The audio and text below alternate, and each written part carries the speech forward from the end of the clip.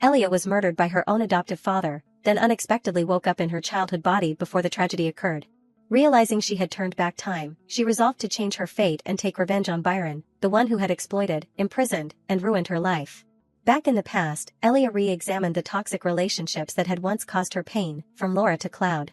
While training, she discovered anomalies about the curse Byron placed on her body and secrets within the mansion related to her birth mother. With the memory of her past life, Elia quietly built a plan, determined to be stronger and escape her manipulated fate.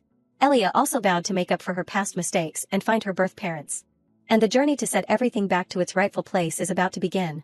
Let us follow this fascinating story with Lisa MANHWA.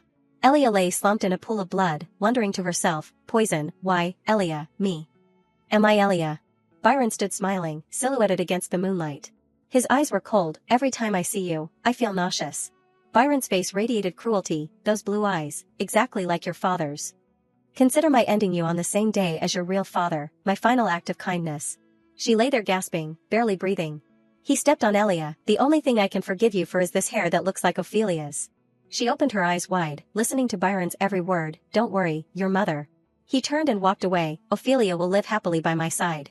Suddenly, the door burst open, and Ophelia rushed in, shouting, Elia. The last blurry images she saw were of Byron embracing her mother and walking away. So, that really was my mother. Elia lay helplessly thinking, so, my mother is still alive. But now that I realize everything, what is the point? Suddenly, a dazzling light appeared, dispelling the darkness. The next morning, as sunlight streamed through the window. She was lying on a soft bed, staring wide-eyed at the ceiling. Elia looked around blankly. She slowly sat up, wondering, what is going on? I was definitely dead. Just then, a voice called from outside, are you awake, miss? Laura stood outside the door holding a small basin of water. Hurry up and wash your face. You have to do your morning training before breakfast with the master. Elia, still confused, asked, Laura, then she questioned herself, morning training. She was recalling the past. It ended when I was 16. Because I was about to enter the Duke's family. No, Laura's face already looked strange. Laura, seeing Elia just sitting there dumbfounded, leaned in and asked, why are you looking at me like that? You need to hurry up and wash and get dressed. She nodded slightly, okay. Elia walked over to the mirror, looking at herself, confused, wait, this is. I am so young. She turned her head towards the door and called out, hey, Laura, but Laura had already closed the door and left. Elia continued to sink into thought, what is this, the day I died? She remembered, it was one day before my 18th birthday. Elia remembered her appearance then, at the coming-of-age ceremony at the Vishafen Duke's family, where they were supposed to announce the heir to the Duke's title. She sank into thought, that was a crucial and chaotic time, but I definitely did not have this childish face then, so. Elia gasped in shock, I have gone back in time and returned to my childhood, this is really happening. She seemed to awaken, I know everything already. Now, let the revenge begin. A while later, when they had both reached the edge of the forest, Laura began to gently reprimand, don't dawdle, miss. Don't you like morning training? Elia ran, panting, I am coming. Laura was very strict, are you talking back now? You better be careful before I report this to the master. Your father will be very disappointed in you. Her heart sank slightly. Laura is always like this. In front, Laura continued to remind, are you even listening to me? Elia thought, she always threatens and scolds me. As if she were the real master. Elia was recalling what she had experienced. Before living in the Vishafen Duke's family, I did not realize being treated like this was abnormal, but now I know. Because I am not Byron's real daughter, that is why they treat me so badly. Returning to the present, she smiled gently and replied, yes, I am listening, but in her heart, she thought, how pathetic. Elia stood there silently listening to Laura scold, but her mind was not focused on it. I always tried so hard to be loved by Laura and father. Back then, I constantly watched other people's faces. And always forced myself to smile. At this moment, her face looked very fierce, and she was extremely angry, like a fool. Elia clenched her fist, but not anymore. I won't force myself to smile anymore. She ran as hard as she could, thinking, I will still follow orders, but this sword won't be aimed where he wants it to be. Elia was calculating, it does not matter how I managed to turn back time. What matters is that I seize this opportunity. Her eyes were filled with determination, in this life, I will personally stain that devil, Byron, with blood. Suddenly, Cloud appeared and asked, you are here, miss, did you sleep in? You are late. Seeing him, Elia was reciting the information about Cloud. Cloud, he is the one who taught me during the time I lived under Byron. In her heart, she felt disgust, he is disgusting, deceiving a child and raising her to be an assassin. But on the outside, she bowed her head and apologized, sorry for being late. He was slightly taken aback at this. But Cloud quickly regained his composure. I heard you will be having a meal with the master. It is not often you get this chance. Remember to eat your fill and come back. Elia looked at his back and thought, that is right, Cloud is always like that, he always seems hesitant in front of me. Cloud suddenly spoke up, from today, we will start training with weapons. Hearing this, she was a little surprised. Elia looked at her hands in confusion, training with weapons, starting now. She stared at her hands, wondering, but my hands do not have any wounds yet. Usually, my hands would be injured from making mistakes during weapons training. Elia tried moving her fingers, so. She seemed to realize something, it is the summer before I turned 13, and I will be going to the Dukes in 4 years. He began to instruct, now, we will start with a warm-up. Just run around like always. Elia replied, okay, I know, and then sank into her thoughts, now I know what time it is, I just need to figure out how strong I am right now. She ran as fast as she could through the forest. Elia's face was full of life. In a flash, she had climbed a tree. Elia quickly swung onto a high branch. She stood firmly on the branch, looking down at the entire mansion. Elia was secretly pleased, thank goodness, there are a few techniques that my body is so familiar with that I do not have any trouble moving. Her eyes were full of joy, if I train hard, I might be even stronger than before. Maybe I can get to the Duke's mansion earlier than 4 years. But Elia's smile suddenly froze. She pondered, that is right, I can't go now. Elia remembered an important thing, Byron forced a curse onto my body. She remembered, the curse was not lifted until I got to the Duke's mansion. I do not know exactly what the curse is. A ghostly face appeared, and how it is activated. I can only live in fear, worrying that if I anger Byron, I will die. Elia found a comfortable sitting position on the tree, thinking about it, it is too strange. How could he remove the chain before I was free? Her eyebrows furrowed slightly, besides, there are many other suspicious points. Elia remembered his appearance, Byron, his true identity. A series of events from the past that she could not understand poured in, the endless flow of money from unknown sources, a surveillance plan on a massive scale. The relationship between him and my real father, Roderick. Then Elia remembered someone, the meaning of the things he desperately wanted to reclaim, my mother, and a position that he said was stolen from him. Maybe that is his real purpose. She sat on the tree dazed, how can I know this, I can't resist with the current situation. Suddenly, Elia stood up abruptly. She stared at a place in the mansion, wait, that is where my room is. Elia thought in panic, what is going on, my room does not look like that, but clearly on that floor, besides my room, there is no other door. She gradually regained her composure, if I am not mistaken, that is the secret room. A joyful expression was evident on Elia's face, that is it. She quickly jumped to the ground, if I find out information there, things will be easier. Maybe I will find Byron's plan and news from the outside. Elia landed quickly and ran off, I will act tonight. She stepped into a puddle. Elia stopped abruptly and looked back at it, a puddle. Suddenly she saw something. The reflection of Elia's face appeared from the puddle. She saw the image of Roderick in it. Elia bent down to look closer, it is really similar, but why did not I recognize my father? She smiled, I will be back. Elia walked through the forest, no matter how difficult or dangerous it may be in the future, I have to do it. She walked to Cloud, and Elia reunited with him and Laura. She was determined, I will atone for the mistakes I have made. And one day, I will use the most sincere words. Byron's face appeared in the room. Elia whispered to herself, to send to my real parents. She wore a princess dress, I smiled and greeted, did you sleep well, father? He acted gently and reached out his hand, yes, my daughter, come here. A determination had been set by Elia, I will go there and say that I love you, mom and dad. In the dark room, Byron spoke, Laura said that you woke up late. He asked caringly, so you did not get much training this morning. Why, what is wrong? Byron's hand was placed on her head, but not in a loving pat, but as if wanting to crush Elia's head. She knelt at his feet, I am sorry, father, because I had a nightmare.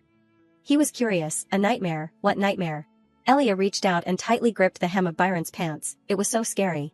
Her hands gripped his pants, while her head was forced down by Byron. Finally, Elia spoke, a dream where I was abandoned by father because I was no longer valuable. Hearing this, his hand gradually cupped on her head. That hand gradually moved towards Elia's eyes, my daughter. He spoke, forget those dreams. There is no way I would abandon you. You are my only hope. She looked up and asked, then will you forgive me, father? Her face was half covered by that hand. Byron replied coldly, I hope you won't be like that again next time. He continued, you must wake up on time and not be lazy in training. Byron stared at Elia, the only one who can put an end to this feud of mine, it is only you.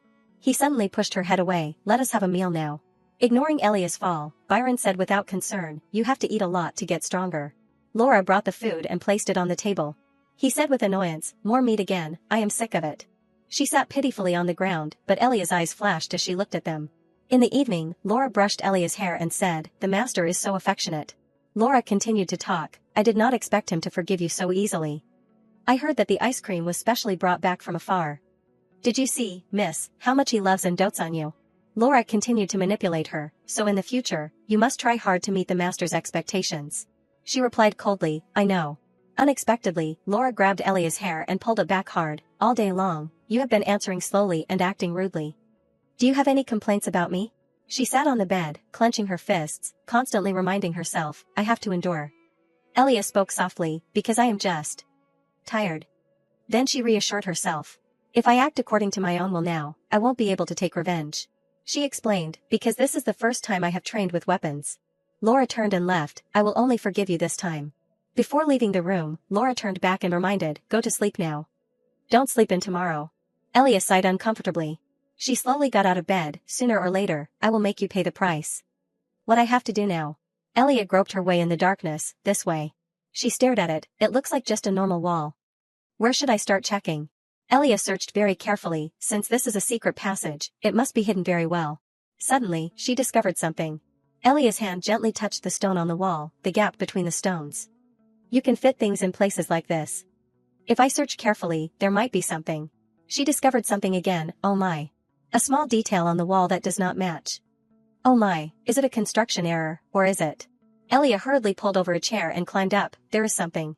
She struggled to tiptoe and reach out. "I can touch it."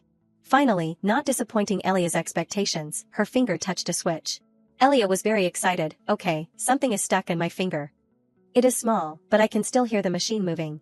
Suddenly, a door opened, causing her to lose her balance and almost fall. Fortunately, Elia managed to grab the chair in time. "Phew, that was close. It is open. The secret passage. But I can't see anything. It is good to have found it quickly by luck." She slowly walked in. "But if I bring a light, I might be discovered." Elia took a breath. "Well, I will just go in." She carefully walked down each step. Where will it lead? On Byron's side of the mansion, Cloud was reporting, "Lord, there is something that makes me uneasy." He wondered. He straightened his back and replied, "Miss, the story is like this." Cloud recounted the events of this morning. Today was the first weapons training session, but her abilities were surprisingly outstanding, to the point where I could not believe it was the first time a 12-year-old girl had held a sword. Hearing this, Byron scoffed. "She is Roderick's daughter, after all. She has the noble blood of a master swordsman in her." He smiled. "Truly admirable. Both father and daughter are blessed with outstanding talent." But Byron's eyes immediately became gloomy. He said, "Leave it be. She has to quickly become proficient and stab her father in the back." Cloud obeyed. "Yes." Byron asked again, "Any other reports?" He replied, "No." He replied, "Okay, you can go down. I need to rest too." Cloud bowed. "Yes, Lord." The bright moonlight shone warm rays through the glass window, seeping into the room. Suddenly, a dark shadow appeared outside the window. A bare foot stepped up without any protection. It was Elia. She flung open the window and stepped in. What talent! She was distraught. Even though she is the daughter of a master swordsman, she has no talent at all. Those pale hands unconsciously clenched tightly. In the past life, she had countless wounds, because she never progressed, to the point where she had to beg Byron every time. It was all the result of bloody efforts and dedication to Byron. Elia walked softly into the room. "That is enough. There is no benefit to dwelling on those thoughts." She regained her spirits. "Now I have to focus on finding clues. The place with the most information is..." Elia immediately thought of one place, Byron's desk. She walked to his desk. Picking up a letter, Elia began to read to herself. "What kind of letters are piled up like this? I thought he was living in hiding, so he did not contact anyone outside." A line appeared before her eyes. "I have carefully considered your proposal." Elia slowly read the letter. "I also want to see that arrogant young lion, but how can we underestimate the wolf guarding that lion?" She was confused. Lion, wolf. What does that mean? Then Elia continued to read. "But did not you say that you failed in hunting the lion before? So I will pretend I did not see your proposal." The letter continued. "It seems you are old, so your memories are no longer clear. Didn't we go hunting lions together before? Don't forget that the evidence from that year is still in my hands. I know what you are worried about, but do not worry. The hunting dog I raised is quite useful, so the wolf will be dealt with soon." Reading this, Elia suddenly thought, the hunting dog is probably me, so the wolf is father. She reasoned in shock. Was father's death just a stepping stone to kill someone else? Elia clutched the letter tightly, her mind filled with thoughts. "Byron, what exactly did you do?" Letters between nobles often carry many hidden meanings. A memory flashed in Elia's mind. For example, When they talk about a family, they will use an animal symbol. The reason is to avoid conflict if the young lady is exposed. The teacher continued to lecture. The animals that are often used are small animals such as deer and weasels, but Elia at that time was very sleepy, thinking, why do I have to take the air class? At that time she thought, anyway, I will be leaving this Duke's family soon. I am busy checking the assassination plan. On the podium, the teacher was still devoting all his heart to teaching. Powerful animals such as wolves or lions will symbolize powerful families, for example, Vishafen. Elia nodded, thinking, I just need to pretend to be listening. Why listen, it is not like I will ever use it. The teacher's voice was still ringing out, and the animal that refers to the royal family. Returning to the present, she walked down each step dejectedly, blaming herself, I should not have done that, I should have paid more attention to listening. Elia sighed painfully, I tried to recall my memories, but I still can't remember what the lion symbolizes. Mom, Dad, I am really sorry. She said to herself, I have to rest for a moment. But suddenly Elia heard a voice, sister-in-law, Elia was a little surprised when she heard the voice. This place is also connected to the servants' area. The voice was still ringing out, I do not know if I should continue to deceive a child. She looked inside through a gap. Laura was shouting loudly, why do you keep saying that? Have you forgotten what that kid's father did? Elia looked at the figure sitting in the corner. She quickly recognized the person, that is, Capella, the one who took care of me for a short time. She also spoke. Don't you want revenge? Your husband, my brother, was killed. Cloud hesitated a little, I know, but at that time. She interrupted, since father died, our family has been running away like we are being haunted. I was only 8 years old then. He retorted, Laura, you can't even remember exactly what happened to your father. Laura snapped, are you treating me like a child now? Cloud hesitated, Capella crossed her arms, if the master's plan fails, we will forever be considered criminals. I do not want my daughter to carry that stain for the rest of her life.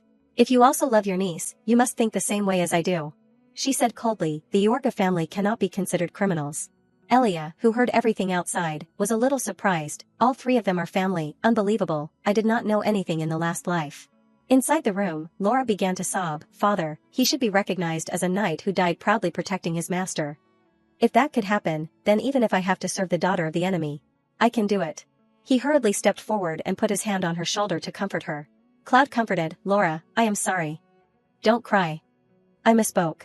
Elia did not listen anymore. She lowered her eyes and turned to leave. Suddenly, he stopped.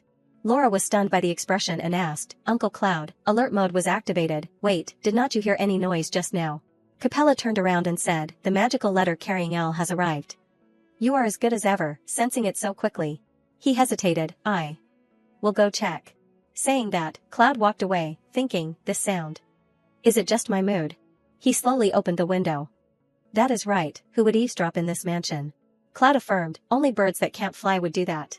The next morning, sparkling rays of sunlight competed to shine into the room.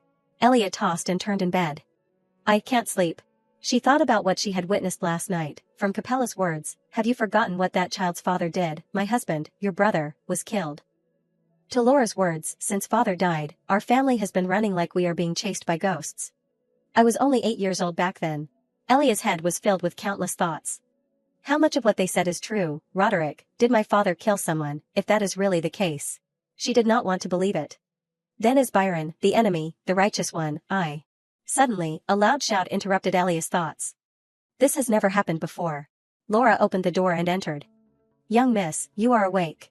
Elia blankly looked at Laura, who was slightly avoiding her gaze. Laura brought in a plate of food. It seems the master is not in a good mood today, so please eat alone. Elia wondered, why, what is wrong? Laura was a little arrogant. Let us see. Maybe the young miss did something wrong. Hearing that, Elia was startled and worried. Could it be that I was discovered in the study? Laura looked around and rambled on. Oh my, oh my. What is this room? Is it any different from a pigsty? Elia was still lost in her thoughts. It can't be, if it was. Laura's attitude would be colder. Laura's voice continued, hurry up and clean up. But Elia retorted, that is your job.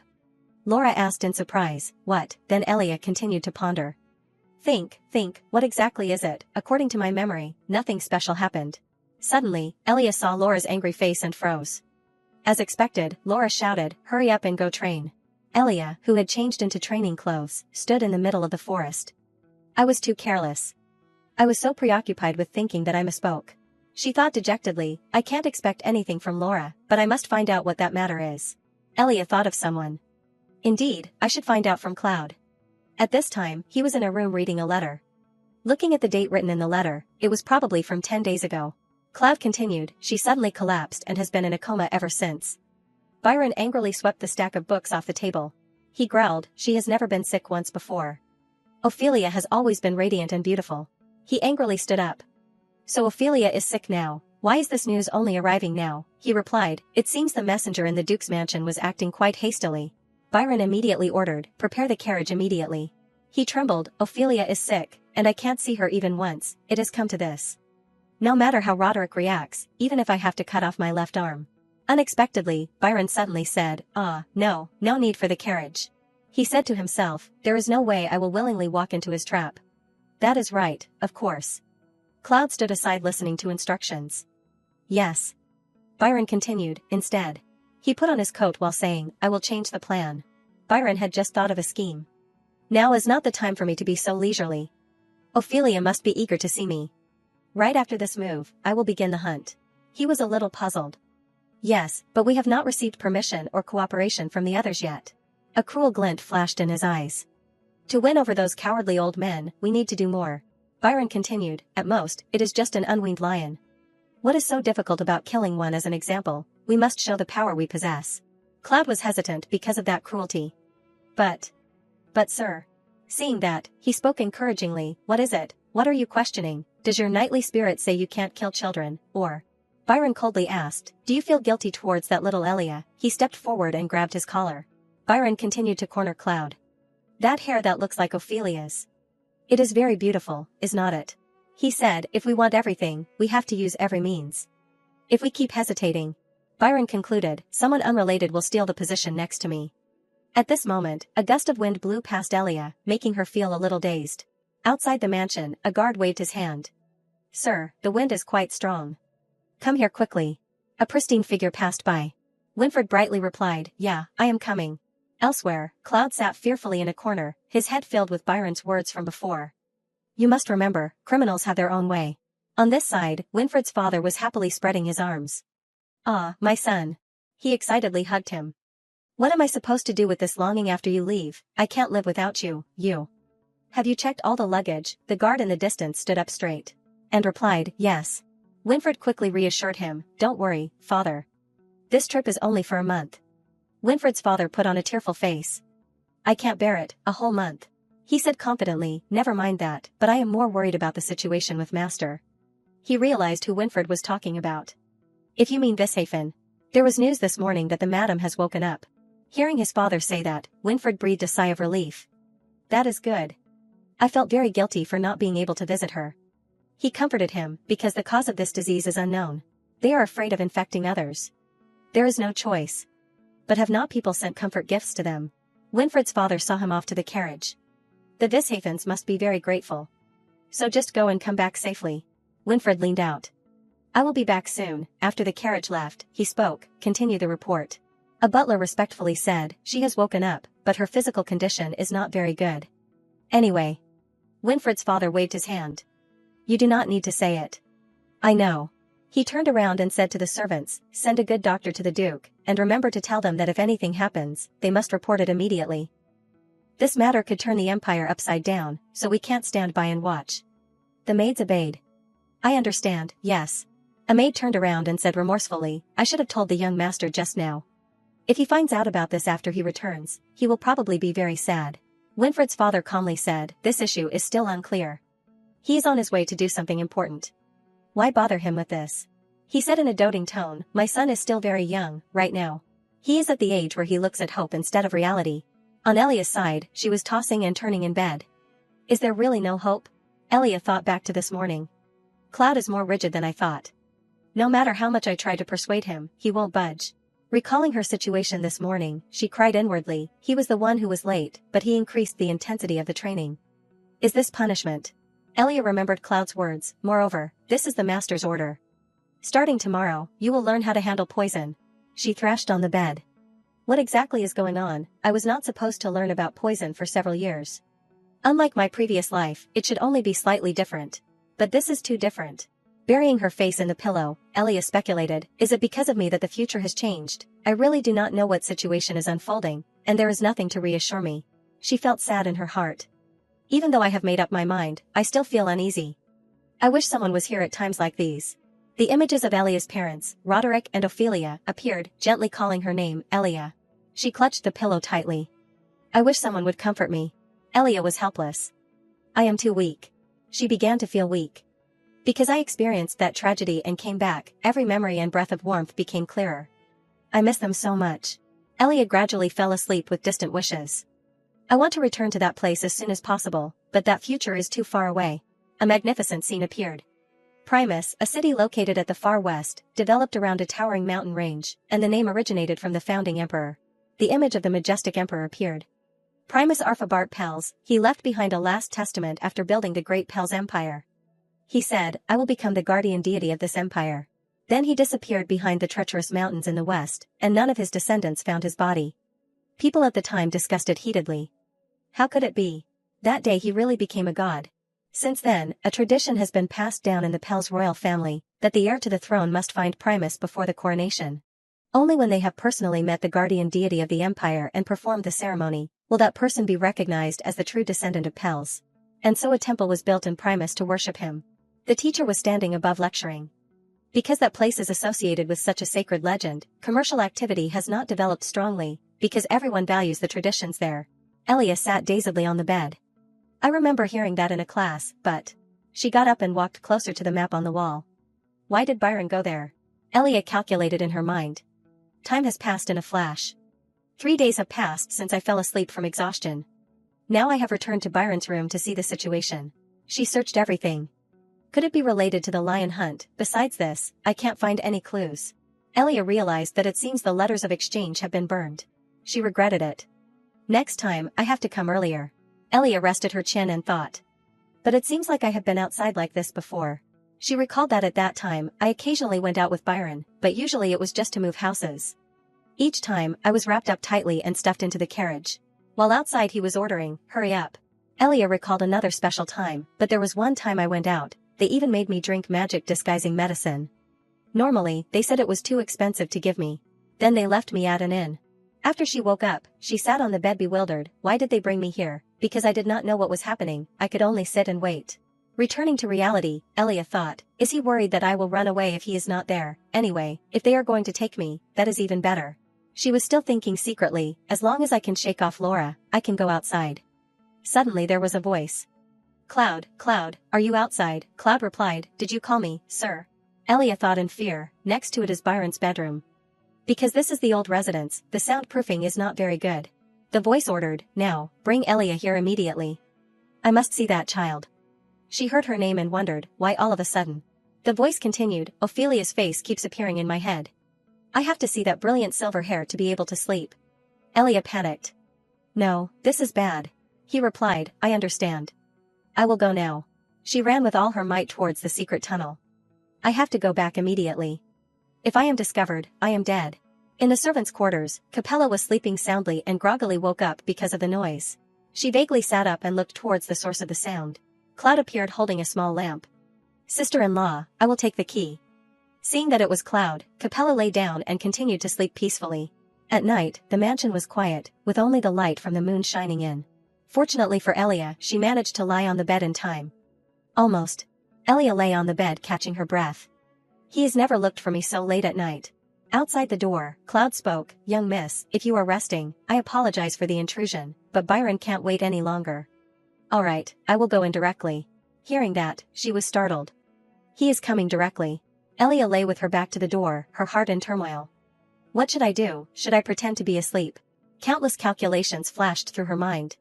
Or should I pretend to have just woken up? How did I do it before? My beloved father is coming to visit. Should I be surprised or happy? Because I think this is a beautiful dream. At this moment, the door opened, and a shadow fell on Elia. Looking at Byron at this moment like a madman, constantly calling her name, Ophelia, while her face was green. Elia rolled her eyes trying to look behind her. His hand was about to touch her. Elia was so scared that she covered her mouth tightly, afraid that she would make a sound at the wrong time. Finally, Byron placed his hand on her. But his expression turned cold. At this moment, Elia sat up with a frightened face. She stammered, Father. Father. When did you come? Did you come to see me? But Byron did not answer that question, and instead asked coldly, "Cloud, who did I tell you to bring?" He replied, "You told me to bring the young miss." He looked at Elia. "That is right, this child." Byron repeated, "Not Ophelia, not her." She sat silently on the bed. He said disappointedly, "It is meaningless to wake it up." Then Byron turned and left, leaving Elia with a cold sentence, "Go back to sleep." She smiled and replied, "Yes, father, good night." They left, and darkness enveloped the room again. Elia sat on the bed in fear. Could it be that he discovered I was acting? She worried, what should I do? The room opened, a quiet scene with scattered items. In the room filled with books and tools, Elia was diligently working. She was concocting. A call rang out, "Young miss." It was Cloud. He worriedly reached out to stop Elia. Cloud spoke, "What are you thinking? Handling poison is very dangerous, you need to concentrate." Her face momentarily turned pale. Elia hesitated, I am sorry." She stared at him, thinking, I can't concentrate. I am only concerned about whether I was discovered last night. It seemed that Cloud had not changed at all. Cloud gently turned his head to look at Elia. Seeing that, she quickly avoided his gaze. He spoke, "Yesterday, you were pretending, right?" Elia's face darkened in horror. Cloud continued, "Because of the alcohol, the master does not remember anything today." She was silent, not knowing what to say, her body stiff, her hands unconsciously clutching her clothes. Suddenly, he spoke, gently reminding her, startling Elia, "You should be more careful next time. If he still remembers, he is not the type to understand you. I know you are very sad." She felt surprised in her heart, sad, that matter, is it okay to say it out loud? Cloud comforted, "Recently, you have been eating alone and training very hard, so it is understandable that you are sad." Elia was at a loss in her heart. Could it be that now?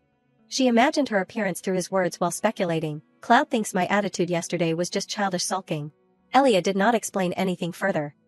"I am very grateful for you saying that," however, there was still something weighing on her mind.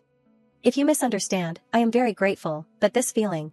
Then Elia changed the subject, "What is wrong with my father lately? Did I do something wrong?" Cloud replied, "It is not because of the young miss." She was still curious. "So, then, is it because of someone named Ophelia?" Hearing that, his face suddenly turned fearful. Elia remembered that last night, Byron himself had uttered her mother's name, so this was an opportunity for her to ask directly. Cloud was stunned on the spot. She waited for a response from him. "Give me a useful answer." Cloud spoke, "Yes." He clarified, "Everything is because of that person. Whether the young miss is here, or whether the master's eyes still have not faced reality." Cloud asked, "Can you open your mouth a little?" Elia did not understand. She looked up at him with suspicion. Why?" Only to see his hand unexpectedly put a pink pill into Elia's mouth.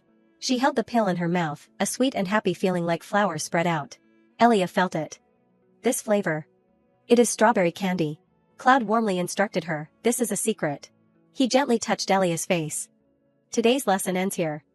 We are traveling far tomorrow, so it is good to conserve your energy." Cloud instructed, "When you calm down and finish eating, leave." She remained motionless, unable to speak.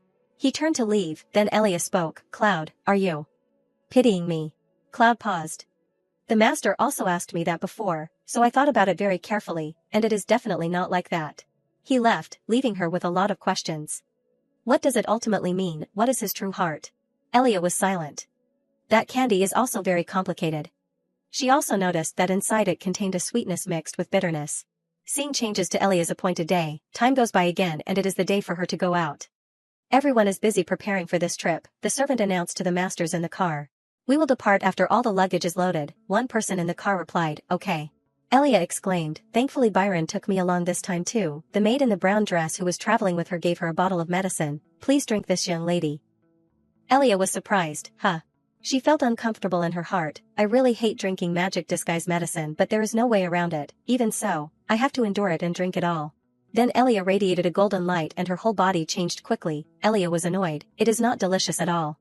The maid reminded her, "This medicine is only effective for one day, so you have to drink it every day, and when the magic is gone you can't look outside." Elia was apprehensive. She thought happily, a perfect preparation. Elia had planned and hidden it from before. Fortunately Cloud went out before that, otherwise it would be very difficult to create sleeping pills. Cutting off Laura seems to be going smoothly. Then she was sad again, but can I hinder Byron's plan?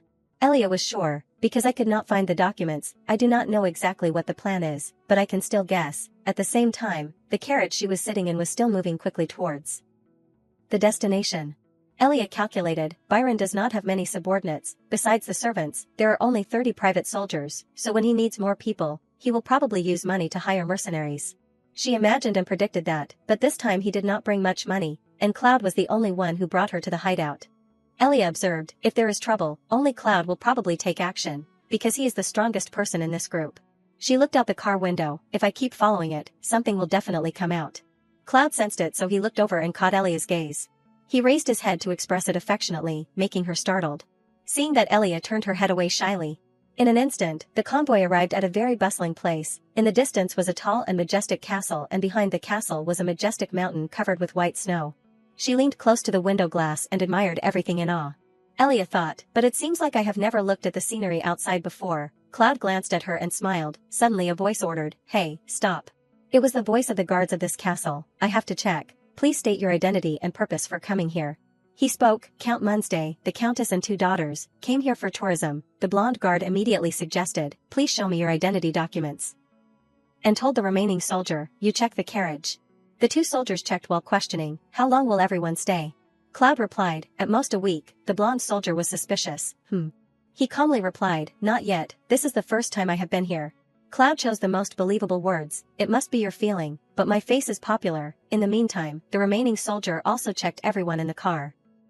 Byron looked calmly at the soldier with his eyes and gentle smile. The brown-haired soldier requested, "Then please open the luggage compartment for me." Elia saw and wondered in her heart, the inspection is so careful. Is this place always like this? After the inspection, the blonde soldier signaled, "There is nothing suspicious, okay, let it pass." He did not forget to say politely, "Everyone has worked hard." The brown-haired soldier suspected, "Do you know him?" The blonde soldier hesitated, Well, that face is not popular, but I can't remember who it is." The convoy entered the city. The discussion of the 2 guards still echoed. Is it on the wanted list? The other person denied. There is no way they would put their heads in the net themselves. There are many soldiers here. Night fell. The whole city was shrouded in darkness. Only the light from the moon shone through. A person in a cloak secretly opened the door and went out. It was Cloud. He looked up at the window that was still lit. Cloud planned, the young lady has Laura guarding her, the master has sister-in-law next to him, so there should be nothing wrong. I will handle it quickly and come back later. He just looked away when something suddenly happened to Laura. She had been drugged and fell on the spot. That person left the bottle of medicine and left. Scene change. Late at night, a girl is standing on the top of a high building looking down. It is Elia. She followed. That is right, hurry up and go, Cloud. Elia's whole body radiated golden spots of light again. She waited, only in this way can I dig out Byron's ridiculous ambition. Cloud rushed through the dark night. Elia also quickly chased after him. She was curious, where exactly is he going? This direction. Suddenly an unexpected situation attracted Elia. There was a flash of light below. From the light appeared a person wearing a white robe. She questioned, where did this child who suddenly appeared come from, using translocation magic? Cloud also stopped and hid behind the wall and took out a knife. His actions made Elia suspicious. If using such advanced magic, he seems to be rich. Is he aiming at him? She remembered, but it was clearly written inside that it was a young lion. This is not young, but too small. Elia discovered, moved. She stopped, her face a little surprised. The person in the white cloak was approaching the dark corner. Elia realized, that side is a rare alleyway. She watched every move, it was too dangerous. Suddenly, Elia bolted. She jumped down towards the person in the white robe, who stopped and looked up upon hearing the commotion. The person in the white robe was Winfred, who looked up in a daze. Golden light enveloped Winfred. Elia reached out her hand towards him, and at the same time, her disguise magic disappeared. Only then did Cloud notice something strange. He rushed out hastily. But before Cloud was an empty, silent space without a single soul. He was stunned in place, gone. Cloud continued to search in disbelief. In that corner, Winfred was struggling. He had been suddenly pulled in by Elia, who whispered, "Shhh, be quiet." Elia covered Winfred's mouth and reminded him, the assassin is still nearby. He gradually stopped resisting and looked at her. Seeing this, Elia whispered, "You will be quiet, right?" She slowly let go. His bewildered expression made Elia a little flustered, unsure where to begin explaining. Winfred's eyes sparkled with admiration. "What are you? Did you just fall from the sky? Could it be? Are you an angel?" Hearing his string of questions left Elia momentarily speechless. In the quiet scene of the city, her voice rang out, "What are you talking about?" Scene change. At this time the city was bustling. Everyone was frantically searching for someone. Split up and look for him. He can't have gone far. From now on the soldiers must be on high alert. The soldiers and civilians all followed the loud call, requesting the cooperation of the people. If there are any suspicious individuals, they must be arrested immediately. The commanding tone was Dexon's. He said clearly, "I, Alexia Dexon, will take full responsibility." A soldier reported, "Captain, I found traces of teleportation magic," Dexon reminded. "Then I will go now, everyone be careful." Elia and Winfred sat on the roof observing. Seeing the situation, she was a little worried. Things have become complicated. I was planning to return quietly."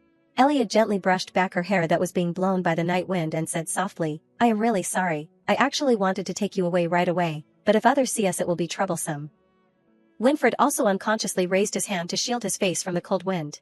He reassured her, "It is okay, you do not need to worry, it is my responsibility for going out without permission." Then Winfred hesitated, "But..." He asked Elia, "Are you hurt anywhere?" making her momentarily stunned. Elia suddenly noticed the clothes she was wearing and started to panic. Because I ran away in a hurry, my clothes are all messed up. What should I do? If I go back looking like this I am done for." Winfred immediately rummaged through his clothes. "Wait for me a moment." Only to see him take out and show off a scroll. "Tada." Winfred pointed and instructed as he performed. This is a clothes cleaning magic scroll. If you tear this while chanting the spell." As soon as she finished, her whole body was covered in flowers and butterflies, and her clothes became clean from then on. He smiled. "How is it? Is it cleaner now?" Elia worried. "It must be expensive, right?"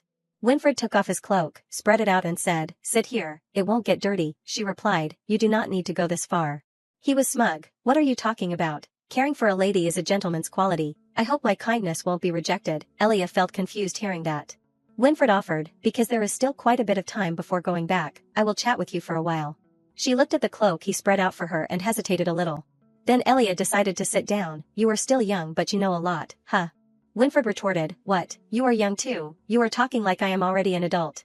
He asked, "How old are you?" She replied, 10, "Oh no, 12. Winfred was immediately surprised. "What, I am 2 years older than you, but how are you so strong?" Elia hesitated. He praised again, landing as lightly as a cat. "And strong, you are amazing." She could not believe it. "I look amazing." Winfred was also straightforward with Elia. "You are also beautiful, really," making her blush and turn away. "Oh." Elia thought to herself, he says such embarrassing things without being embarrassed. How long has it been since I had such a relaxed conversation? She was cautious. "I am the one who should be thanking you. You helped me clean my clothes." He was silent and pensive again. Then Winfred said sincerely, "I am the one who should be thanking you. You are my lifesaver," making Elia blink.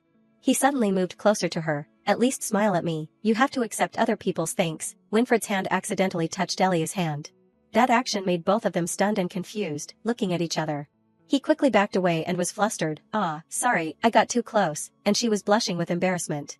Elia shyly bowed her head and told herself, "I can't look him in the face, he exudes a light that is too pure." Winfred held out a glittering crystal-like pin, attracting her attention. He expressed, "Do you want this, to see it as proof that you are my benefactor?" Winfred placed it in Elia's hand. "This is a magic pin, it suits you very well." She was still hesitant. He begged, "Come on, do not be so polite, just accept it." Then Winfred introduced, "But what is your name?" "I am Winfred Pels." Elia held the pin in her hand and muttered, "I accepted it." Hearing his name made her jump. Pels. Elia realized, Pels is the name of this empire. She opened her eyes wide in surprise, then. Winfred politely, "Winfred Ulysses Pels, as the crown prince of the Pels Empire, I want to greet you." The lion symbol of the Pels Empire appeared. What happened left Elia still in shock. Purple light flared before her still dazed eyes. In Elia's mind at this time only one thing echoed, lion. Scene change. Cloud was still searching for Winfred in the dark. He was anxious. Where did he disappear to? Cloud tried to think back. There was no light showing the use of magic. Suddenly he noticed something approaching. It was some soldiers also on duty. Nothing on road number 3. I wonder where the crown prince has gone. They discussed with each other. Is there any side we have not searched yet, or should we go back to the temple first? Cloud managed to hide in a corner. The 2 soldiers also left when they found nothing. He worried, the soldiers are increasing non-stop. I must quickly find and deal with the crown prince. Cloud was about to take action when Dexon pointed his sword from behind at some point. "Stop." He said sternly, "This area is under control by a special order from the royal guard." Dexon questioned, "What is your business passing through this place?" Cloud's eyes became alert. Seeing that he was still silent, he said in a low voice, "State your purpose and identity clearly." Dexon waited for a defense from Cloud. Although in a weak position, he did not utter a word. Only to see Cloud blow Dexon away. He drew his sword and counterattacked. He was not inferior, being blown away like that, but quickly regained his composure and swung his sword. Purple lightning flashed. Dexon parried Cloud's attack. The 2 rushed at each other like 2 powerful lightning bolts. He put all his strength into defeating him. A loud bang, only to see a light flash in the fight.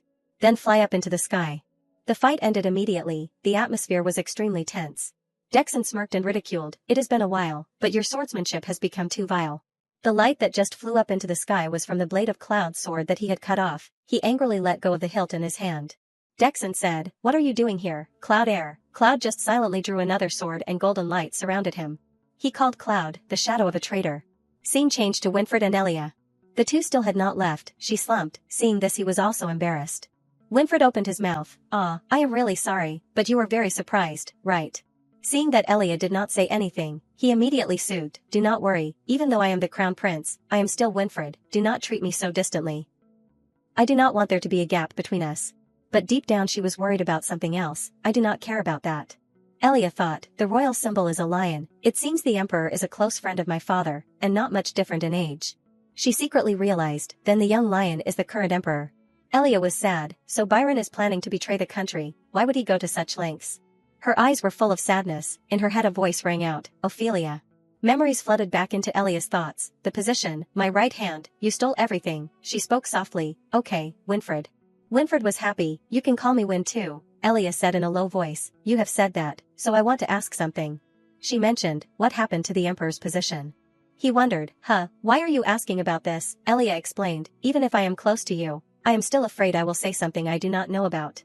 She expressed, "Because of my circumstances, I was not properly educated, you just need to tell me what happened in the royal family." Winfred said innocently, "You are so emotional." Elia was shy and in her heart she knew what she just said was not quite right, half of it was a lie, but... He replied, "I do not mind saying the wrong thing, so it is okay, but that matter has not ended yet. If you do not know, there will be many times when both sides are awkward." "Right," Elia repeated, "that matter."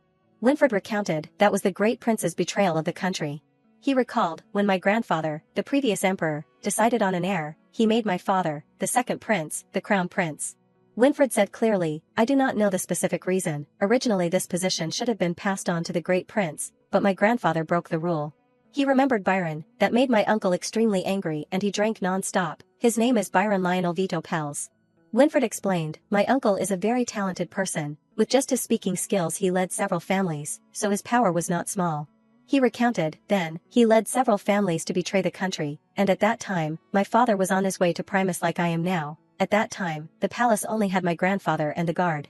Winfred shared, "The moment my grandfather was cornered, that person came. He mentioned Duke Roderick Vishafen and the knights." Winfred continued, "As soon as the best swordsman in the empire took action, this rebellion quickly ended." That memory was once again recreated through his words. Those who were captured were stripped of their titles and executed, and those who escaped were wanted. Winfred talked about the current situation. "My uncle has not been caught, so he is being wanted. You can go to the security room to see the wanted notice." Hearing this, Elia understood. "So, his eye color is the same as Byron's for this reason." She cared, "Are you close to that uncle?" He laughed, "How could that be? At that time I was only 4 years old." Elia secretly realized, "So that was 10 years ago, it has not been that long." Winfred confided, "Actually I have never directly met my uncle. The story I just told was learned." He smiled a little, then, "My grandfather passed away 3 years ago." Winfred poured out his heart. "Father does not seem to want to tell me, but grandfather is different." Images and conversations with his grandfather when he was young flooded back. "I mention this because I want you to be the crown prince." Winfred's father at that time refuted his grandfather's words. "Father, the position of crown prince is still too early for Winfred," but Winfred's grandfather denied it. "This position will forge wisdom." His grandfather, even though he was lying in a sick bed, was still concerned. "In this empire, your uncle is still alive and hiding somewhere. I do not know when he will target your father again." Winfred's grandfather tried to instruct, "So you should learn a lot and be by your father's side to help him. This is my last request." As soon as he finished speaking, his grandfather was silent. His eyes welled up with tears. And then tears that could not be contained rolled down Winfred's small face. He had memories and words spoken at that innocent age. "Yes, grandfather, I promise you, I will become a crown prince worthy of this empire, and I will protect father." Winfred confessed, "I know, I am still too small now, but now I have had my coming of age ceremony, so I want to grow up quickly. I will help father catch uncle and bring peace to this empire." He looked forward with hope. "That is my dream." Winfred was confused. I am sorry, I got off topic while explaining, because no one has ever wanted to hear this." He turned to Elia, "That expression of yours, what is it?" She quickly replied, "No, nothing," but in Elia's head there were many questions. "In the future that has passed, when I killed father, did Byron succeed in betraying the country? Did I indirectly kill this warm child? Did the empire collapse?" She felt remorse in her heart. "Since I was turned back in time, I have only been worried about revenge. I did not even think about the meaning of turning back time, but this is the first time." Thanks to Winfred, Elia finally realized more clearly, tears welled up and a satisfied smile appeared on her face at this time. Elia stood up. I will take you back before it is too late. Seeing that the situation still had not calmed down, he wondered. It is still noisy, right? Didn't you say you were afraid of crowded places? She insisted. Leave it to me, to Winfred's surprise. Elia decided, if I already know that Byron is a traitor, then I need to investigate more, so I do not have time to sit here and relax. She returned the pin. I will give this back. I am not worthy of receiving these things. He emphasized, I already told you, do not say such things. Winfred said seriously, you are my benefactor, so you deserve to receive a thank you gift. Why do you keep refusing me in that way? Elia was stunned for a moment, then reluctantly explained, because storing it is a bit inconvenient. He calmly, I can solve this problem, only to see Winfred raise his hand to his mouth and whistle. A golden light flashed before her eyes. Elia was surprised. Winfred raised his hand and created it and replied, it is made with magic, if you whistle it will appear. A small box appeared, then he said, I will give you this to store things. She was planning to refuse again. Wait, it is a bit. He retorted, if you do not like it, why did not you deal with it from the beginning? Winfred joked, if you refuse this, I have something even more terrible. I have several magic tools now, making Elia confused. I know, I will accept it, so stop. He added, this pen is also a magic tool, it will change color over time, it is very useful when there is no clock. She knew that, but that was the reason to be wary. It is really so useful, that everyone wants it, so I do not know if I should accept it, Winfred also emphasized. Also, it does not leave any traces. Hearing that, Elia was surprised. Does not leave traces. A little knowledge, magic tools, and magic usually leave traces after use. Winfred was happy. Yeah, the person who made this tool is the strongest mage in the world. He can also create protection magic without being detected, she secretly admired. As expected of a crown prince, to be able to befriend such great people. He repeated, making Elia jump. What is your name? I asked just now, but you did not pay much attention. If I want to transfer ownership of this tool, I need your name. Then she was silent and thoughtful. Elia wondered, does it have to be the full name? Winfred replied, no need, a fake name is fine too. She reluctantly, then, Elia Hailing. He felt like he had heard it somewhere. Hailing, sounds familiar. Winfred immediately chanted, I, Winfred Ulysses Vito Pels, will transfer these tools to Elia Hailing. After the command, the box in Winfred's hand emitted a brilliant golden light. He told Elia, okay, now it is yours, try whistling. She hesitated a little. The atmosphere once again fell into silence. Then Elia's voice trembled with shyness, I do not know how to whistle. Winfred burst out laughing, making her embarrassed and turn away. Scene changed to the fight between Cloud and Dexon, still very fierce. The naked eye can't see clearly where both of them are. He put all his strength into slashing at him. The hatred and the will to fight to the end of Dexon clearly appeared on his face. Dexon angrily swung his sword hard. Do not keep that stupid thought, Cloud. Cloud only dodged the blow, so he was a little smug. I do not deny you are an excellent knight. Dexon mentioned, maybe even better than your brother, Bayfold. He was smug, but you were only there. How can you take down this much? Only to see soldiers appearing behind Dexon from somewhere. He requested, surrender, the law will consider your crimes. Cloud was still silent. He slowly stood up, his eyes were sharp. Dexon stared at Cloud in a puzzled way. He was preparing to take action. Cloud rushed towards him very quickly, but Dexon was no ordinary person, so he managed to swing his sword and counterattack. Dexon glared hatefully at him. This guy. Cloud's face appeared as scary as a demon, blood from the corners of his eyes spread everywhere. He deliberately got slashed and cast his magic. Then a ray of light covered the area. Those rays of light blinded Dexon and the soldiers. Unable to see clearly for a moment, he guessed, he hid a magic scroll in his shoes. The light gradually disappeared and Cloud also escaped. Dexon shouted, you are a coward, Cloud. That light also attracted Elia and Winfred.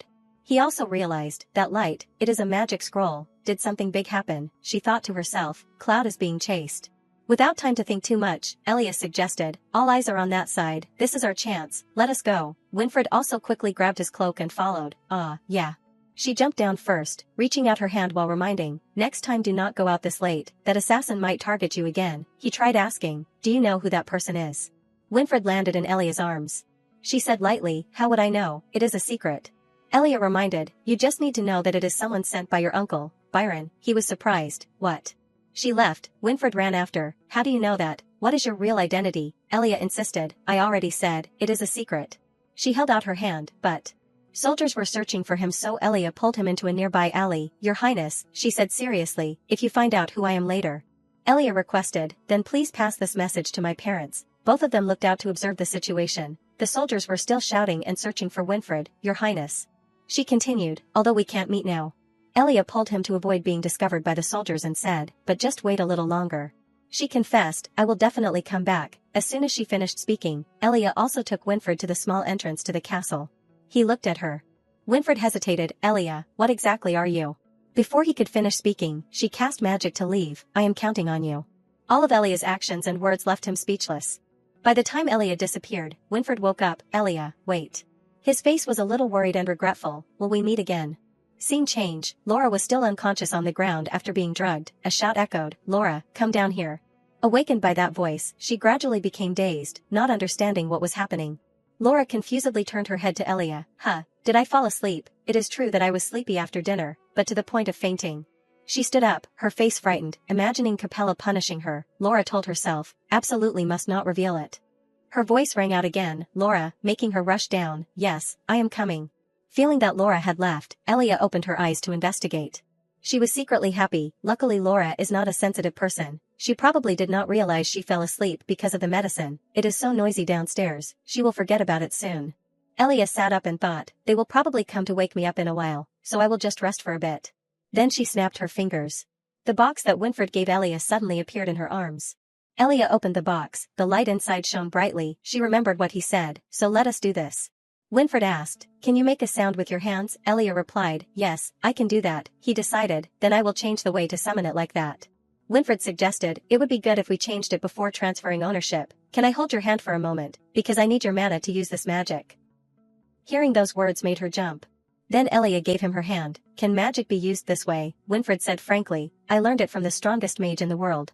She was curious, that great mage, who is he? He closed his eyes, then I will start. Golden light slowly radiated from both of their hands. Elia stared in surprise. Then she smiled very comfortably. In Elia's heart there was something very different. It is really strange, just thinking about it.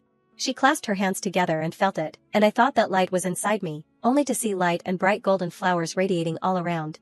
Suddenly a voice rang out, making Elia wake up. Uncle Cloud has not returned yet. Everyone downstairs was buzzing about Cloud's whereabouts, catching her attention. It seems he had a conflict with the royal guard last night. Security has been strengthened now. But there is still no news from Cloud. What if he is seriously injured?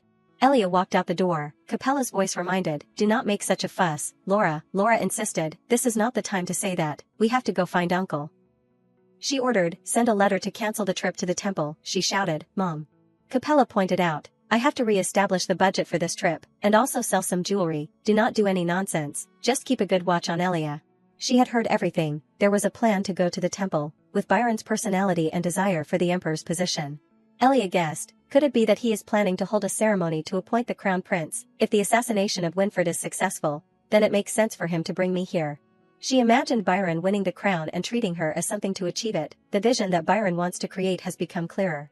Just thinking about it made Elia shudder. Disgusting. She leaned against the wall, but in my past life I never went to the temple, so maybe the assassination failed. Elia reasoned, but maybe because of my appearance. Cloud's disappearance arose.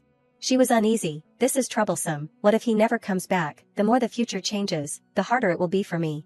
Elia again remembered Winfred radiantly calling her name, Elia. Elia's eyes softened, but she was sure, I do not feel regret at all. Elia affirmed, meeting Winfred helped me realize something very important. No matter what happens later, at the same time the sky was gradually brightening. She hoped, then I hope I have enough courage to overcome everything. Scene change. Winfred had returned to the palace. Dexon knelt down. I will accept any punishment. He was a little startled. Winfred said softly, Sir Dexon, what mistake did you make? He replied, I was negligent in protecting the crown prince, and let the assassin escape. I will take responsibility for this sin.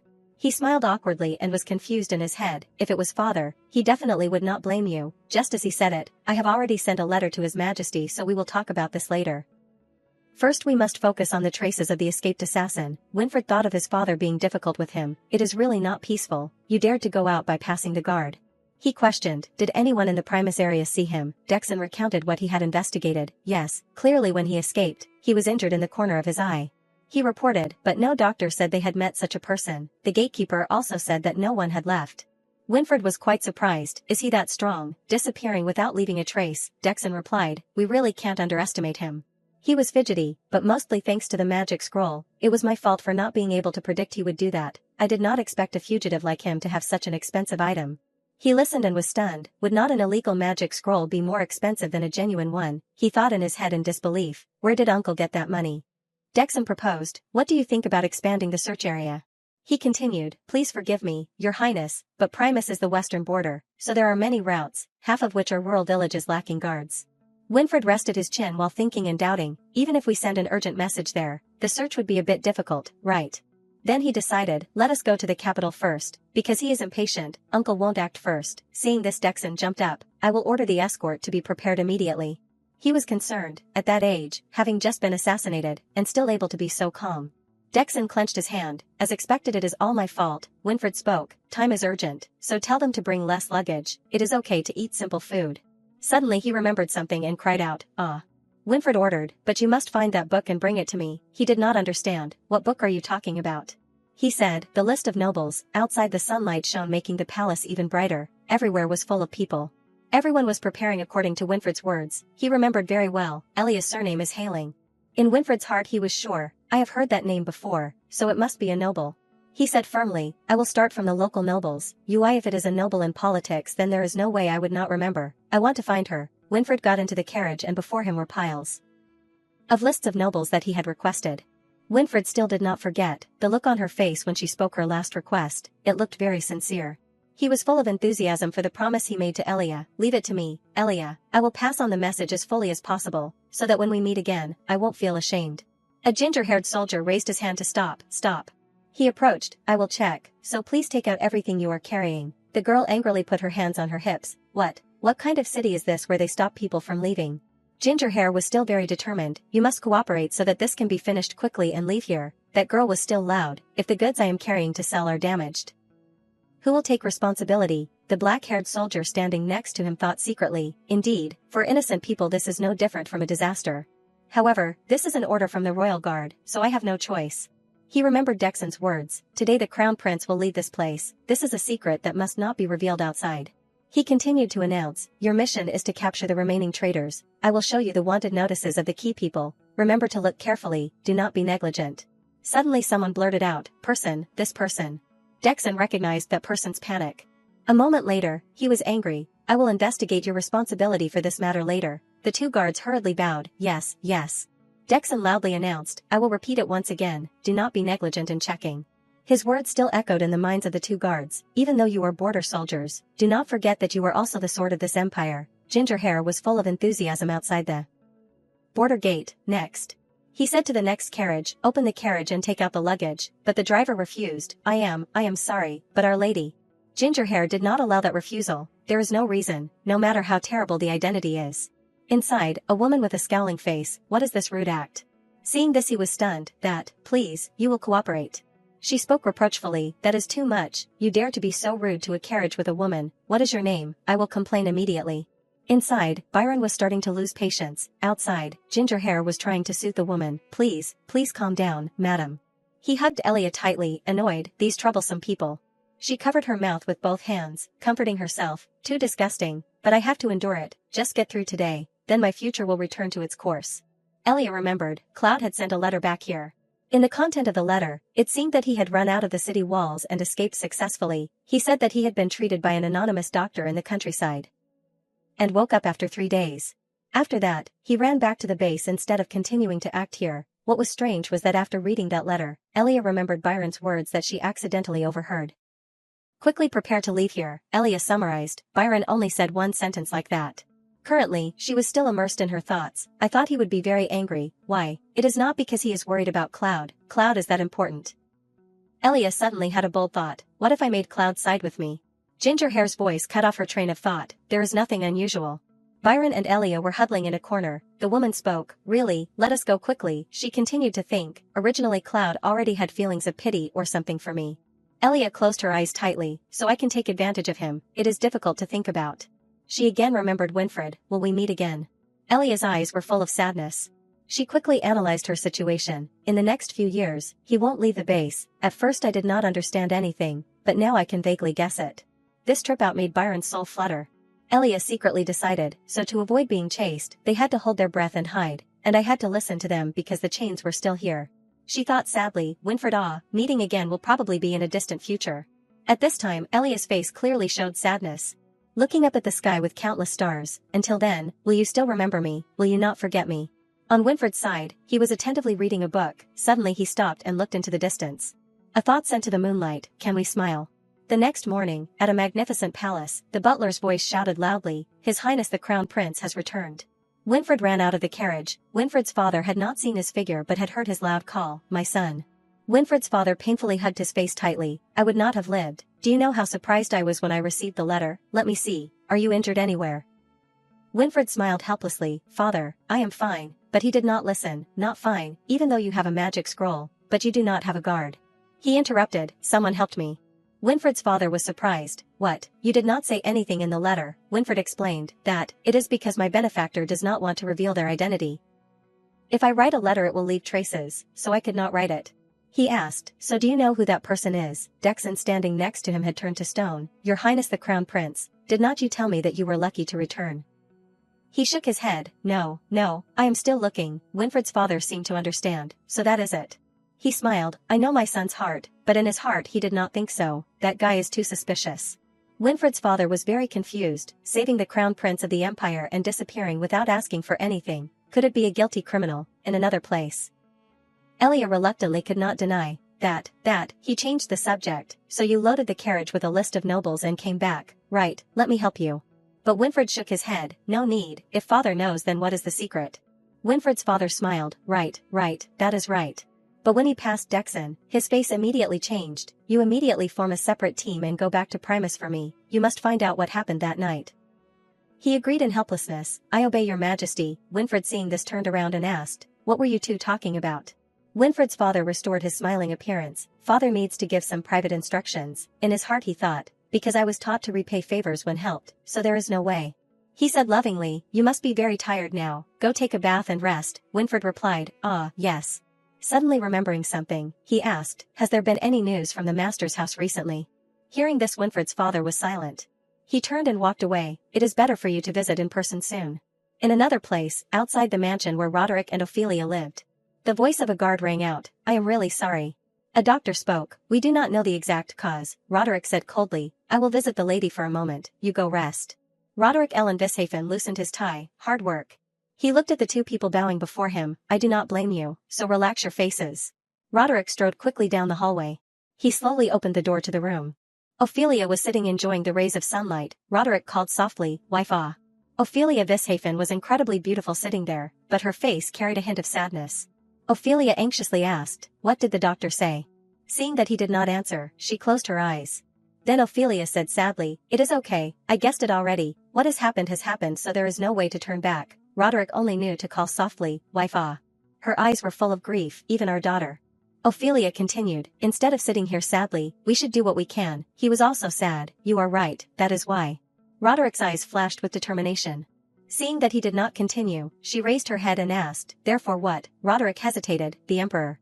Hearing this, worry and confusion clearly appeared on Ophelia's face. He continued, has sent me information that Byron is starting to act. Night fell, from inside the forest, a bright red light flashed, covering a vast area. In the dark palace, Roderick with injuries on his face was approaching. He opened the door and entered a room. Roderick was angry, how could it be, who is it?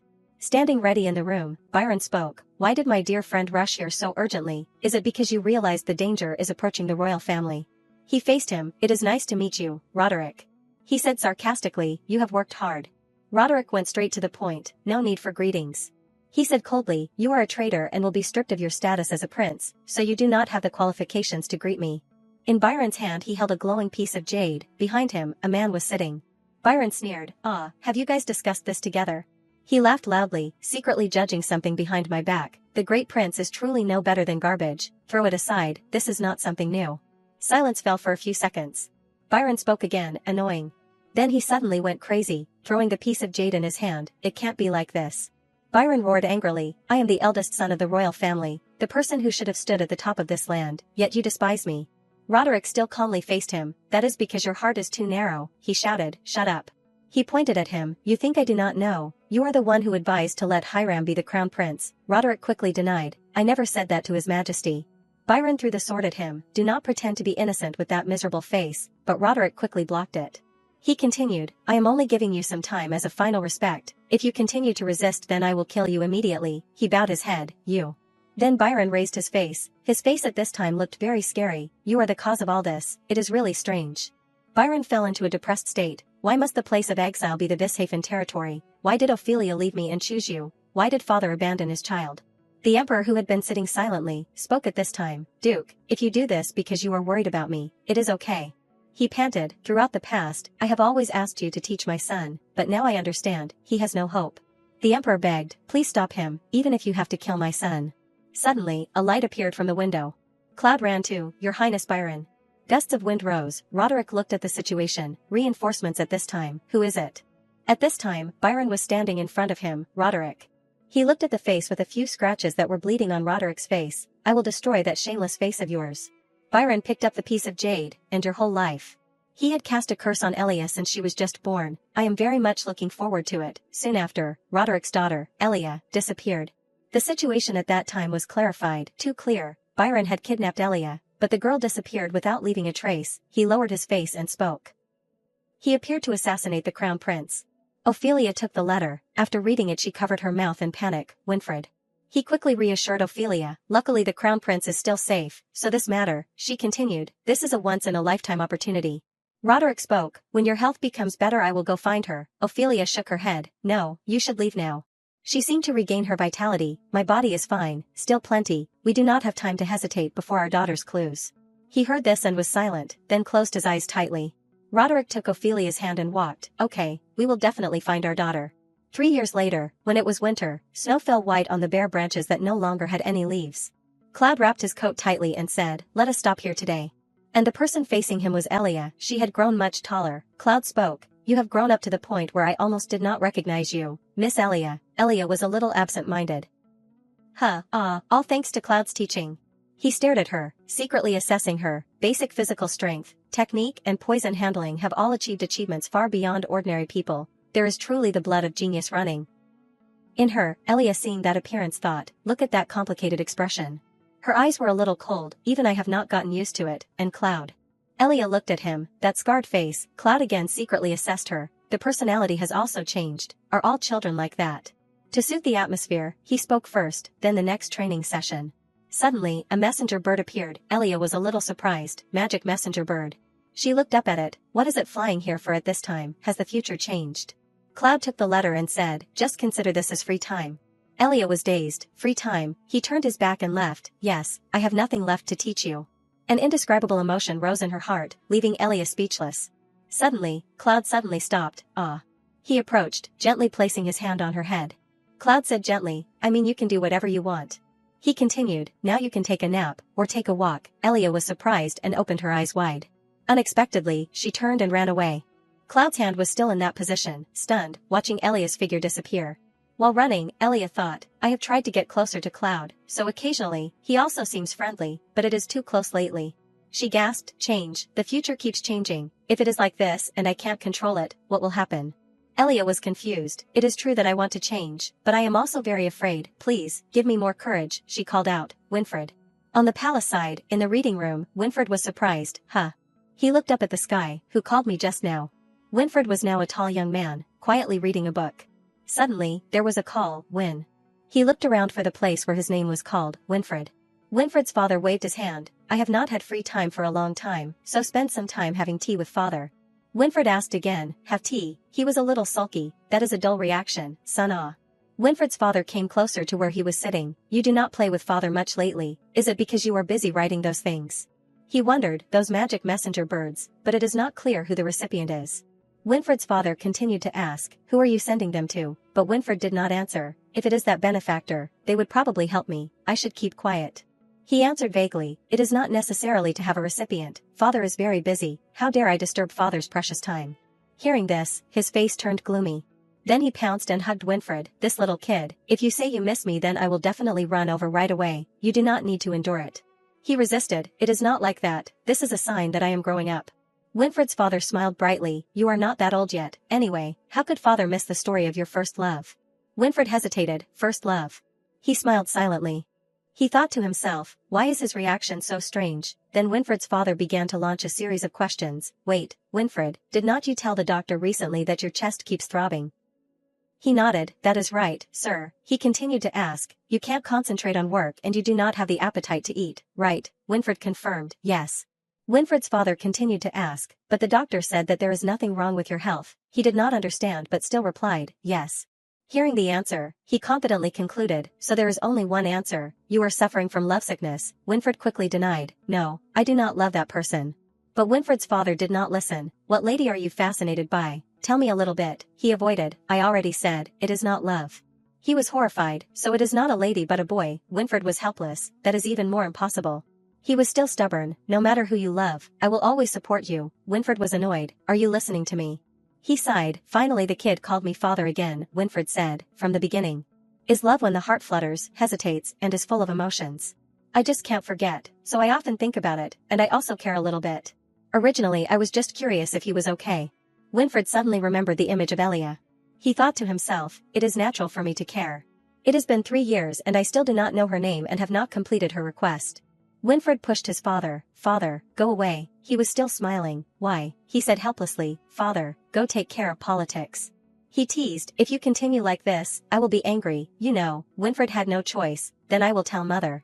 You really are, still planning to tell on me. First, take this. He held out a scroll.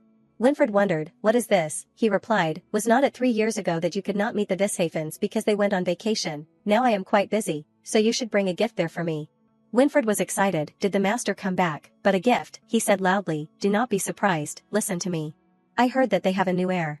Scene changed to where Elia is living. She was stunned, it was difficult for me to calm down and come back, but what exactly is the news from Cloud that made everything so messed up? Elia looked at the building in front of her. She thought to herself, tonight I have to sneak in to find out. Over the past 3 years, I have entered and exited Byron's room countless times. Even though he was hiding, Byron was still regularly exchanging letters, and when I secretly followed him, I discovered something unbelievable, that among Byron's associates, there was a foreign noble. His name is Senesfon from Inselkopf, a neighboring empire located southwest of the empire. He is Byron's source of funding. I can't believe it. What secret did Byron trade to receive this cooperation? Although I do not know the specific content, this is definitely a serious problem. Because I could not miss it, I copied it exactly. If it were not for the gift from Winfred, I do not know where I would hide it. After experiencing such days, gathering information is no longer a problem. What I need to be wary of is the change in the future. If the reason is the butterfly effect from when I saved Winfred, then it is too late now. I can't guess anything. Has anyone else changed the future besides me? From the beginning I did not know the reason why I could go back was too difficult, so it is possible there is another person who went back to the past. But how should I find out? Immersed in a jumble of thoughts, there was a call, Miss. Laura said irritably, what are you doing here, Mr. Cloud told you to go back to your room quickly. Elia was surprised, go back to my room. Laura warned, the master's mood is very bad today, you should be careful, really, I am worried about you, be grateful. Elia hesitated, I know, was not Byron's mood quite stable recently? Even Cloud said that, so the relationship will probably be cold for a while. Byron was restless in the room. He kept calling Ophelia's name.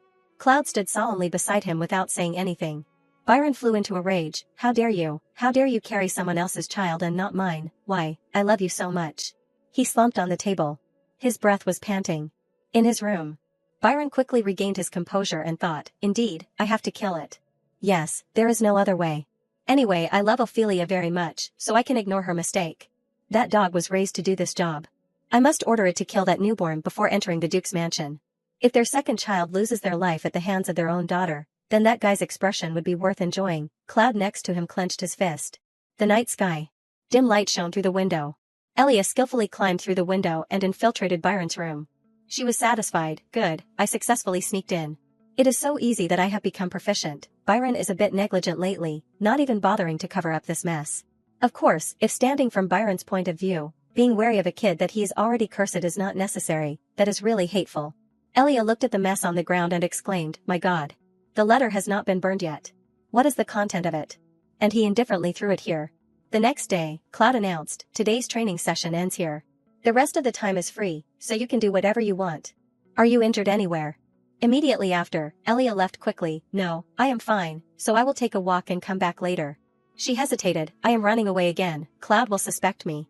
But, my head is too confused, I do not know what to do. I heard that mother had a new child.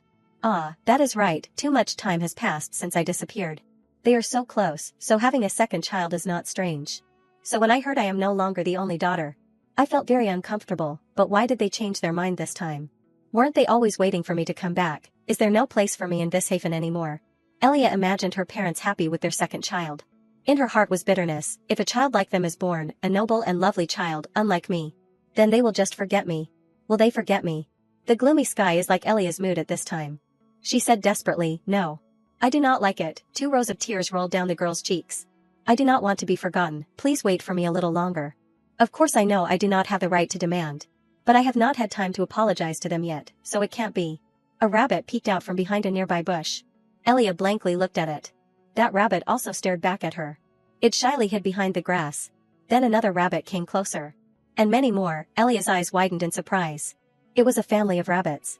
This unintentionally touched the pain in her heart. She sank into the dark void. Wait. The rabbit family left in an instant, leaving Elia in the cold snow forest. The snowflakes were falling more and more heavily. It could also be seen from Roderick's mansion. Ophelia sadly looked at the scene before her.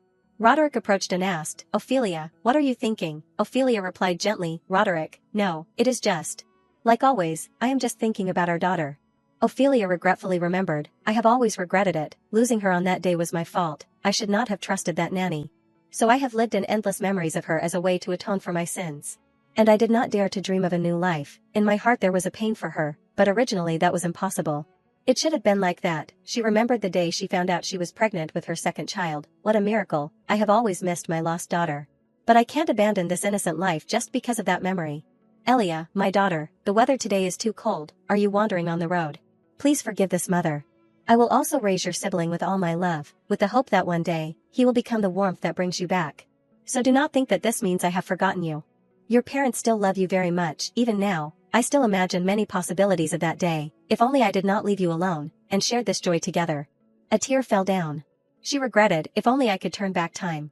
Back to a cold snowy night. Elia was desperate. What should I do? She ran quickly in the harsh weather. Because I kept chasing the rabbit I got lost in the forest. It is just, the rabbit family. She remembered her father and mother. Elia pursed her lips in extreme pain. She continued to run quickly on the road. The weather was gloomy and foggy. Elia fell to the ground. Byron standing proudly witnessed everything. His face was wrinkled and annoyed. However, he still spoke in a gentle but fake tone. It is very late, daughter. It seems great outside, right? Elia sobbed. I am sorry, I was wrong. Byron said coldly, my daughter. Do you really feel sorry for this father? Elia reassured herself, I must be calm. Byron just wants to see my miserable appearance, not to discover that I am betraying him. So I must do as he says. Thinking this, Elia begged, please forgive me this time, father. Byron looked at Elia with cold eyes. Elia's current image reminded him of the words Ophelia had said, I will decide where I live. Why should I apologize to your highness? This made Byron make a decision. Tonight you will not be allowed to enter the house. Cloud hesitated. Master, this.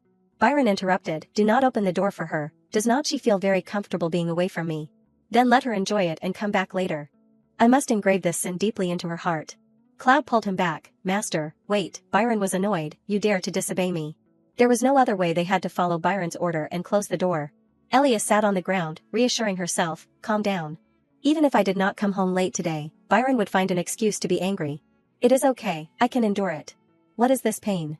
Inside, Cloud was still constantly persuading Byron, Master, the weather today is very cold. If we leave her outside. Byron did not care. I am doing this for a reason. You leave it alone and prepare the luggage.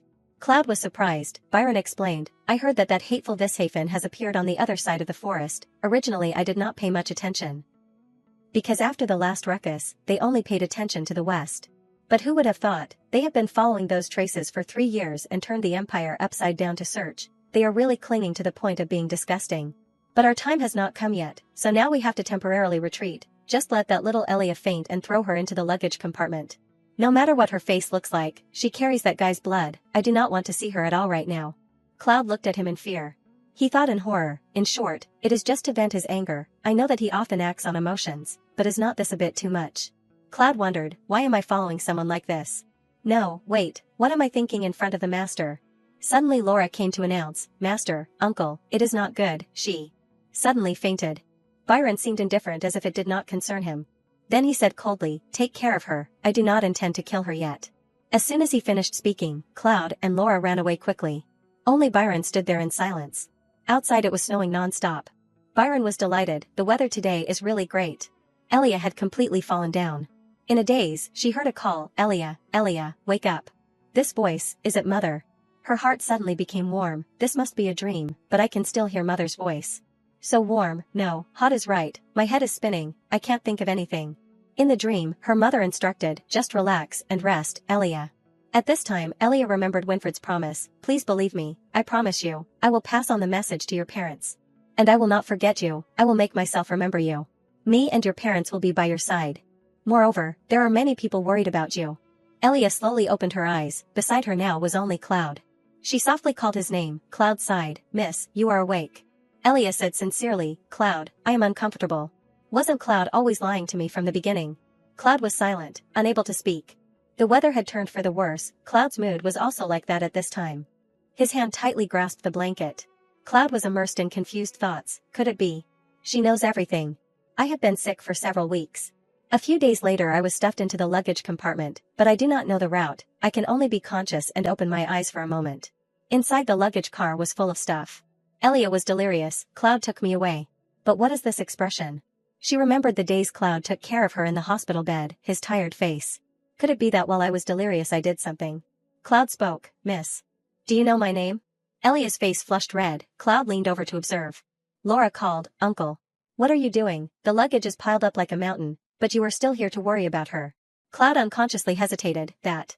Laura questioned, Uncle, do not you feel like you have been strange these past few years? I have not told the master about this yet, what is the reason, Uncle? Inside the car Elia was still very uncomfortable because of the fever. Cloud hurriedly explained, I am just worried that she will collapse before that time comes, because this child is the master's important tool. Elia said bitterly, worried about me but saying such words, it is ridiculous, I almost swayed by that probe. After all, it was just a dream. At this time, Cloud was facing a danger, what if Elia knew everything, what should I do? Laura asked uncomfortably, where are we going now? Cloud replied, I am not very clear about the destination, but we are going east. Laura turned around in surprise. Cloud continued, they are very persistent in following, so it is very likely that we will change our plans midway. Laura was startled, so we have to live in homeless conditions until when? That is impossible. Cloud lowered his head and pondered, remembering the words Capella had said, do you understand, Cloud? If you feel moved by that child, then look to the side. Ask who the child you need to protect is, you still have your niece. Laura blankly looked at her uncle. Cloud promised, do not worry, I will take care of you carefully so you do not feel inconvenienced when camping. Laura was surprised, what? Winfred happily rode on horseback. He said happily, the weather today is great. Winfred turned around and said to the aide, thanks to you, I did not encounter any obstacles when coming here, we arrived earlier than the appointment time. The servants lined up respectfully, please come in, Prince Winfred. Winfred smiled socially, you must arrive early when going to the master's house. Dexon was flustered, but you must also arrive on time. A voice rang out, Your Highness. Winfred excitedly called out, Master, Duchess. Ophelia choked, Your Highness, are you still well? Winfred ran over to greet, how long has it been? I was very surprised when I heard you set out to the west so late. Roderick politely replied, I am really sorry, Your Highness, because we have urgent matters. Before he could finish speaking Winfred asked, does the master miss me? Roderick replied, of course, I was very curious to know how you have been doing. It has been a long time, you have grown up to this point. Winfred was overjoyed when he heard this, do you really think so? But I am also about to come of age, I have grown taller and my voice is deeper and better. But before talking about that, he took out gifts from small to large, you must accept my congratulations first. This is a gift that His Majesty sent, including new fabric, ingredients that are good for health and a scented pouch. To help sleep well, Roderick was helpless, Your Highness, is not this a bit too much? Winfred still kept that smile, no, I have also prepared another gift. Roderick looked blank, is this excessive gift-giving inherited, very lovely. Winfred made a solemn expression, and the gift that I put the most effort into. Is this high-end music box? This is custom-made, so the two of you remember to show it off. Ophelia smiled kindly, thanks to you I can smile like this, please convey my thanks to His Majesty. Winfred replied, yes, leave it to me, he was secretly happy in his heart, luckily, they do not seem too sad. Before leaving, his father said, Win, I have something I want to tell you, this happened when you were young, so you may have forgotten. The Duke's family once lost a daughter, now they have a child even though they still have not found that daughter. So they may be more sad, Winfred choked, yes. Remembering the words his father had said, before giving gifts, carefully observe the expression of the people in the mansion, if you see that they are more sad than happy. Then comfort them for a while and then come back. Winfred sighed, I heard that, but the current situation is better than I thought. Roderick said, then let us go inside. Ophelia smiled gently, we have received your gifts, it is not appropriate to talk here, right? Winfred was startled, ah, yes, that is right, he wondered, what should I do? This time I came here to talk about the magic box. Originally that was a gift from the Duchess, I must apologize for giving it to someone else without permission. But, would it be superfluous to talk about it now? What if because of Elia's matter they remember that daughter and become sad, but Elia's age is close to the missing princess? Winfred's face looked slightly sad. He pondered, thinking about it. It is also very similar, right? Winfred reassured himself, calm down. Elia really looks like the Duchess, but I can't conclude hastily like that. If this is just someone who looks like someone, then I would be rubbing salt into the wounds of the Duke and Duchess. But I can't let it go either, how to say it most naturally. Seeing Winfred's strangeness, Roderick asked, is the prince all right? You look like you are worried about something. Winfred was startled, ah, no, it has been a long time since I have seen you. So I am just too happy. Only now did he realize his impoliteness, because I have noticed it, my eyes keep unconsciously turning to the Duchess, I must restrain myself. Both of them were confused by Winfred's strange actions. Roderick had something to do, oh I almost forgot, I have to go pick up an urgent letter, you two talk first. I will go write a reply and come back right away, Ophelia replied gently, okay, you go. Winfred's mouth dropped open, could it be that the master is intentionally leaving me alone with the lady? Come on, Ophelia's eyes twinkled as she looked at him, so, Prince, what do you want to say? Winfred had no choice but to speak, ah, Duchess, I heard that you are from Timora, she replied, yes, I became a citizen of this empire after I got married, but is there anything wrong? Winfred started to get to the main issue, I am just curious if the Duchess's silver hair is a common trait of the people of Timora. Because I have never seen anyone like that in the capital. It is not very important, right? He sighed in his heart, let us try approaching in this way, huh? Ophelia gently touched her signature platinum hair, ah, this hair color is very rare, right? I only inherited it from my mother, it is not a common trait of the people of Timora. But now it has become a signature of the Hailing family. Hearing this, Winfred froze, Hailing. Ophelia explained, this matter has passed for a long time, so you may not remember clearly, but that is my maiden name before marriage. In Winfred's head, the images of the two people suddenly overlapped. His face briefly froze. Winfred stood up abruptly. Ophelia was surprised, Your Highness, what is wrong? Winfred hesitated, 3 years ago. I met a girl with silver hair. Ophelia was a little confused, but still said slowly, no matter how rare this hair color is, it is not like it does not exist, the possibility of it being related to my mother's family is not very high. Winfred continued, she said her name was Elia Hailing. Ophelia was shocked, what? Winfred lowered his face, she was a girl with silver hair like your wife and blue eyes like master, she called herself. Speaking to hear, he suddenly stopped. Ophelia cried in a choked voice, Elia. In some place, a letter had been sent to Ophelia. Sorry for not replying to you until now, because my schedule is too tight, I forgot, but you were the one who told me to come here, so forgive me this time. And Tata, I have arrived at the eastern port of the empire, I will come to see you soon, so do not prepare any welcome parties. Regarding your current situation, I have to see it directly before I can say it. To be honest, I can't guess what it is at all, it might hurt your pride a bit, right?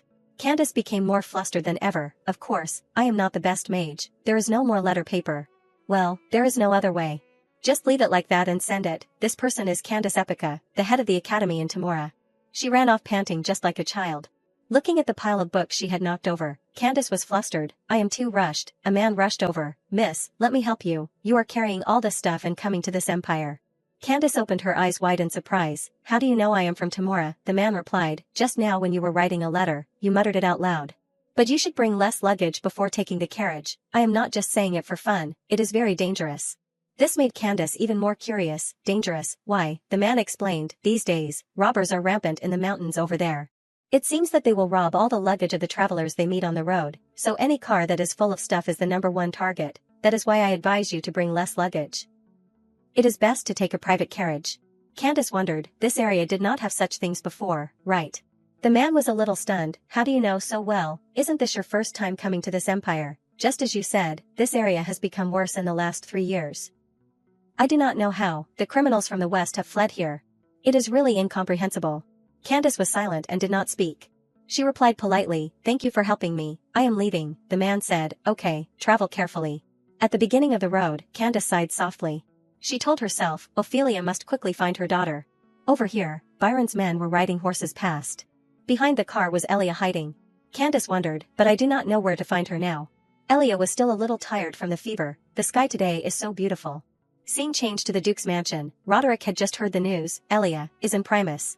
Winfred was at a loss for words. I am sorry for not being able to say it sooner, but it seems that Elia is in a very dangerous environment. So I could not say it casually. Ophelia buried her face in her hands. So it is true.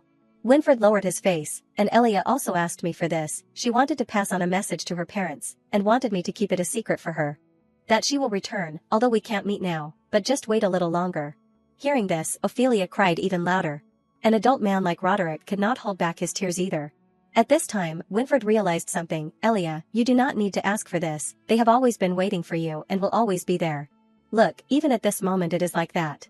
Ophelia regained her composure. I am really sorry, Prince. I can't stop crying. But now I have calmed down. Winfred was flustered. You do not need to apologize, but it is a coincidence. The girl you met was the princess. Ophelia smiled brightly. It must be because you have a connection with my Elia. Winfred was surprised. A connection. She added, Elia was once your fiancé. Winfred's eyes widened. Road froze. Wife seeing this, Ophelia reconciled. I was just joking for fun. Winfred blushed. What is this? Elia is my fiancé. Elia is mine. Winfred was confused. What are you talking about?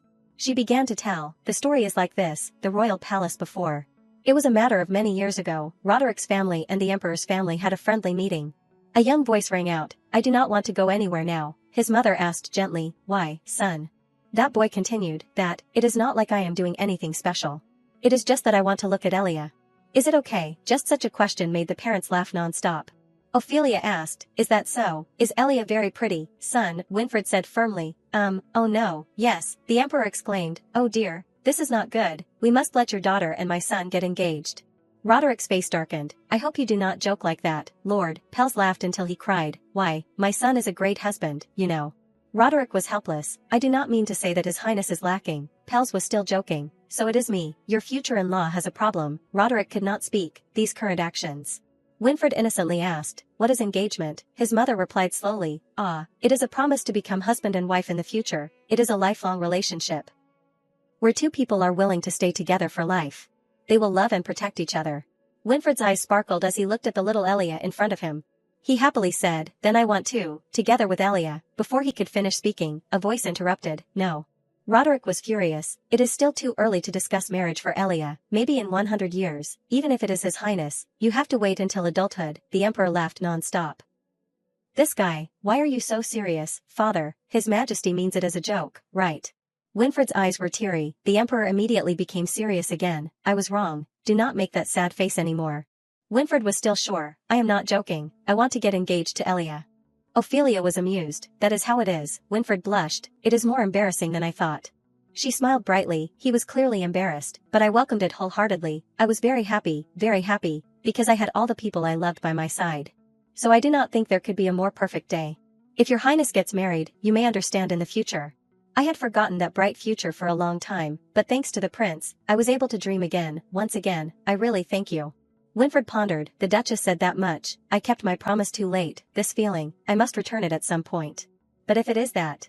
Scene changed to the deserted forest. The carriage of Byron's group was moving on the road. Suddenly there was a voice. Hey, stop.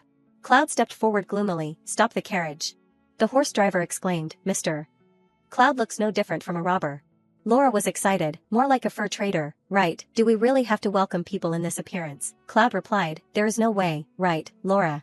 Security around here has become stricter, so we have to disband and regroup later. As a pioneer, I must help the rest who do not know the way. In his heart he was always worried. How is Elia's condition? Cloud spoke. Miss, get out of the car. Elia was still a little drowsy. Have we arrived? Sadness appeared in her eyes. Cloud asked, your fever has not gone down, right? Laura mixed a little irritation. If you take disguise magic medicine while having a high fever. Cloud said softly, even if you can't reveal your identity, you must put your health first. Medicine is not okay, so use a cloak. Laura next to him questioned, are you worried about the miss now? Cloud quickly explained, it is not like that, Laura. Now, Elia spoke, hey. Let us talk about that later. At this time a group of royal people had approached. Laura was terrified. What should we do? Cloud reassured, calm down. If we run away now, it will be even more suspicious. Moreover, we already discussed it. Just pretend to be fur traders. He turned back and instructed, Miss, please hide and keep quiet. The group of people got closer and closer. That person said, I am sorry, we are the Eastern Knights in charge of security in this area. We are patrolling because there have been many robbers recently, so please state your identity and reason for passing through this area. Cloud introduced himself with a false identity. My name is Ben, a fur trader. I am on the way to transport leather that was imported from the port. The patrol soldiers were stunned for a moment. The leader spoke, can you prove that you are a merchant? Cloud was still calm. Yes, there is a transaction book in the carriage. The guard tried to think, this face is familiar. When their eyes met, they were both startled. Before anything, they attacked. Another guard panicked and shouted, what are you doing? The person was fighting and explaining, it is on the crime wanted list. He is the criminal that Mr. Dexon has been sending wanted notices for in recent years. The other guy was surprised. What? Quickly go back and call for more people, Cloud thought. Alexia, it is useless. It is hard to avoid conflict like this. Before things get bigger I must kill them and run away. Suddenly there was a voice, Cloud. Cloud stopped, making the guard surprised. He panicked, what is wrong? Suddenly the sword lost its strength, but it is not that heavy. Elia spoke, I will fight with you. She walked confidently, this will be an opportunity to test my abilities. Cloud was surprised, miss. He advised, you can't fight now, so you do not need to. Elia refused, if it is not now, when will I get to practice? Elia calculated, Cloud will kill those knights, so no matter what I must stop it. She pretended, do not run away. Is it because of me that you are going to call for more people? The guards were wary, why should we listen to you? Elia said sternly, give me the sword, Cloud. The guards were horrified. They discussed, what should we do, or should we go find help? No, let us fight. The guard frowned, there is no information about a kid using a sword on the wanted list. Originally border knights like us can't defeat Eorga, so we must try to get information and protect our lives. But, a knight assumed a fighting stance and announced, then I will deal with you first. Elia raised the tip of the sword, saying loudly, no need, everyone come at me all at once. Cloud waved his hand lightly, try facing those three for 30 minutes. If you still have not finished then I will handle it, Elia replied, I know. The knights were horrified, 3 versus 1, and with a kid. Elia sternly retorted, do not underestimate me, come on. Byron stepped forward, saying gloomily, so. My daughter alone defeated those people. Byron stood looking at the knights lying scattered on the ground. Elia sat down and panted heavily. The knight opened his eyes wide in admiration. Elia used thoughts to communicate with him, be quiet, if you are discovered you will die. The knight also realized, she avoided the weaknesses and only made everyone unconscious, this child. Cloud hesitated, she said she will also handle the people coming to support. Byron pretended to be surprised, is that so? It is a bit too much. Elia said charmingly, I also want to help father. Byron smiled, I know, you are really a good child. At this time Elia was still very tired.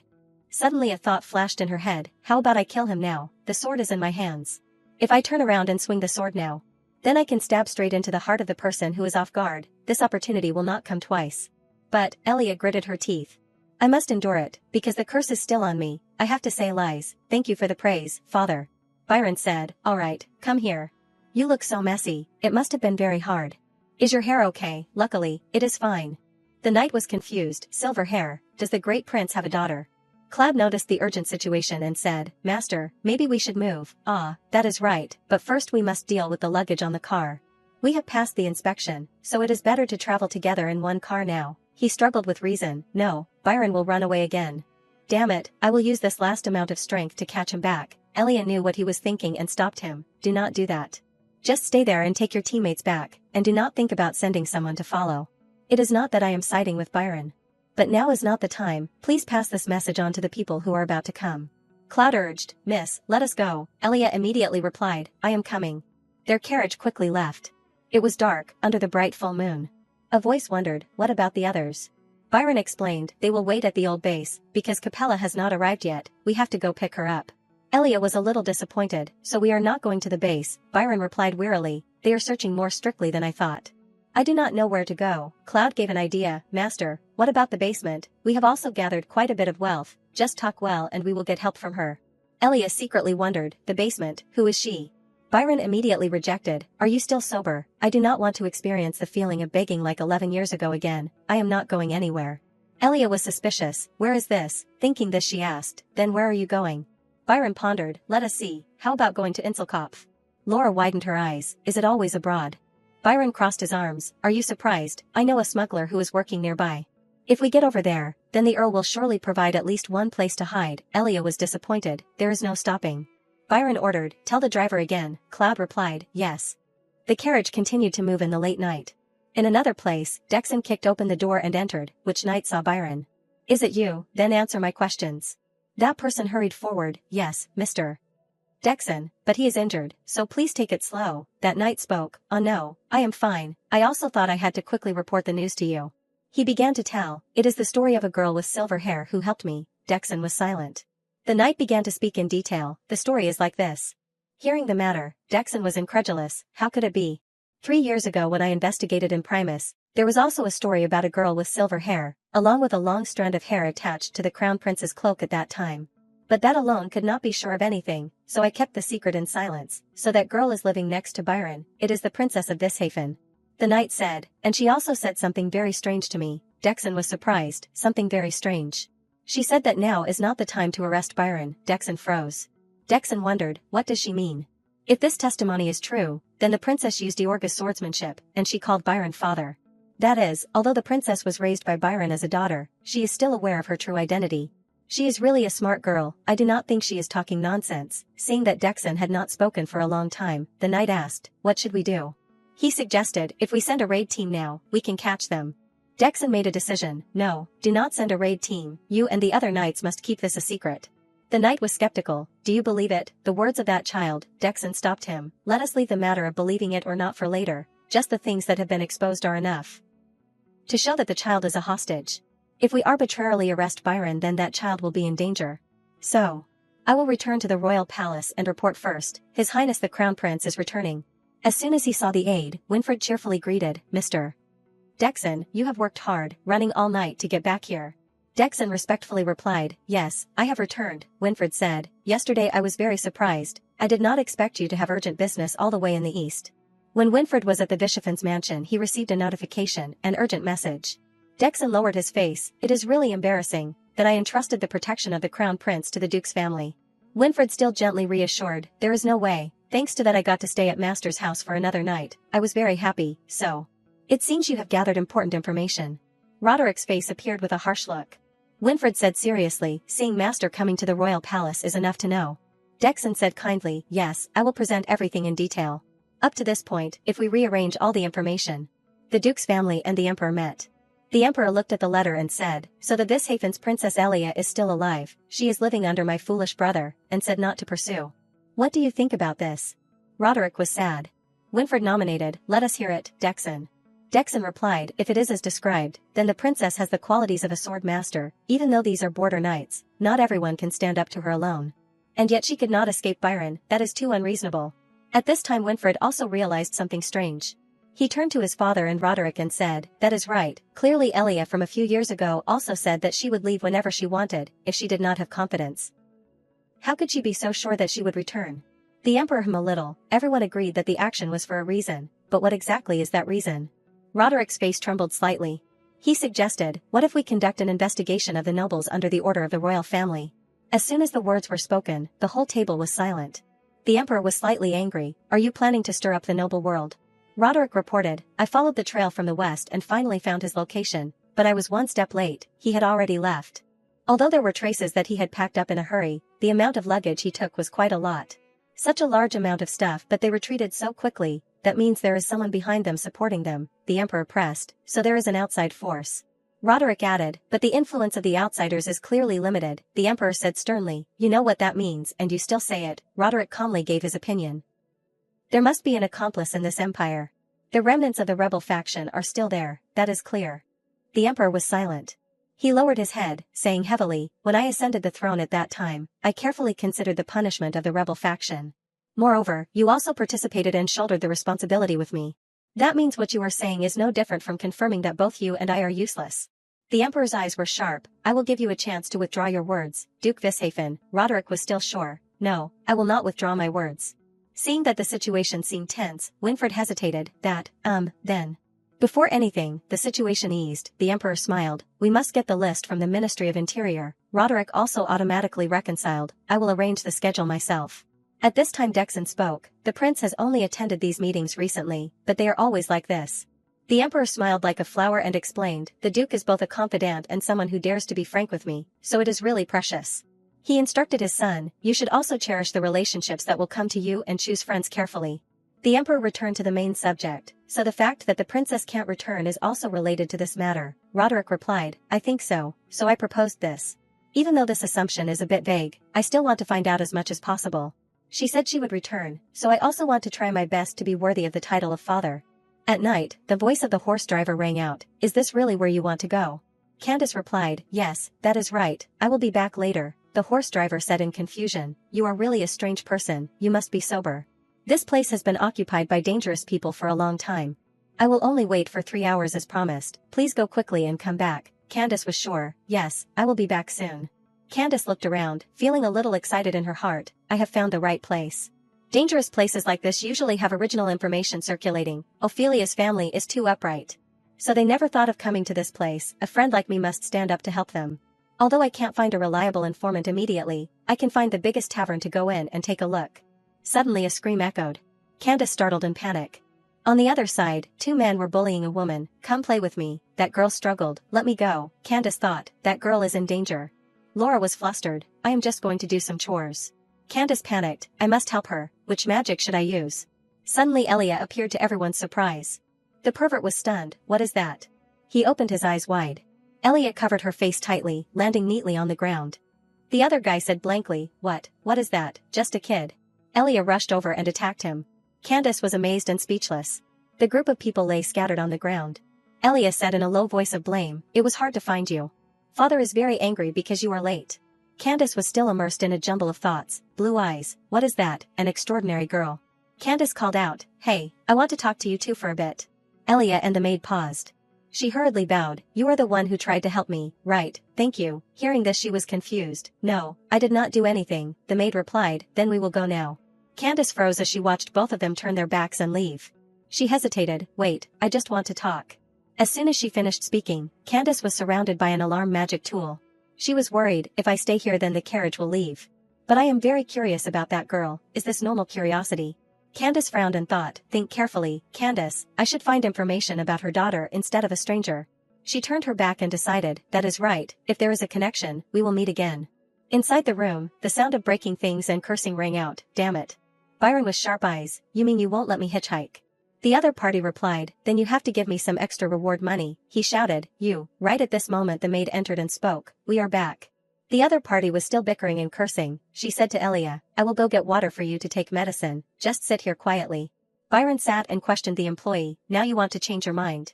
That person explained with difficulty, I do not want to, but the situation has changed, I heard that a traitor is nearby. Hearing this Elia was startled. He followed her figure and recounted, on the way here, I saw a lot of corpses. The waiter pondered, why did the rumor spread, could there still be survivors? Byron asked, daughter, can you answer me? Suddenly Cloud appeared, that was my negligence, this is the first time the miss has practiced the lessons, so I should have checked carefully. Byron questioned, what you are saying is not wrong, but why did you make such a basic mistake, or was it intentional? Elia worriedly listened to the conversation. Cloud explained, how could I do that, it is just. He asked, so how do you plan to take responsibility? He glanced at her. Both of their eyes met. Elia hurriedly walked upstairs. She ran quickly on the stairs. Entering the room Elia slammed the door. She was scared, it can't be, did Cloud really discover something, but why would he help me? Elia remembered how he treated her and questioned, or is it just kindness, what exactly is it, he always treats me like that. She asked herself, why? Elia remembered Winfred's instructions, please accept it completely. She was silent in the room alone. Elia asked countless questions, finally. She was full of sadness, I can't even meet the people I want. Elia sat down and hugged her head in pain. In another place, a pencil was sketching busily on paper. Winfred picked up the newly drawn picture and wondered, I guess it is okay, right? He was full of pride, even though I drew it, it looks quite similar, now to put it in a frame, the whole room was full of unsatisfactory drawings thrown around. Just then there was a knock, Winfred spoke, come in. A girl gently pushed the door and entered. Binka carried tea and smiled, Prince, I have brought the hot tea here, are you still drawing? He called out, Binka. Winfred said, you came at the right time, can you tell the servant outside to bring me the picture frame? She replied, you are done drawing, congratulations. He said, I feel so bad, you just came back from vacation and I am already making you work again. Binka put down the tea tray and smiled, no, you do not need to be like that. Me coming back from vacation and working. She began to pour tea. Binka continued, is something I scheduled in advance. Winfred looked at her and smiled approvingly. He blurted out, Binka is so kind. She was curious, so who did you draw? Winfred was excited. "Ah, this is." Binka looked at him waiting for an answer. Unexpectedly Winfred stopped speaking.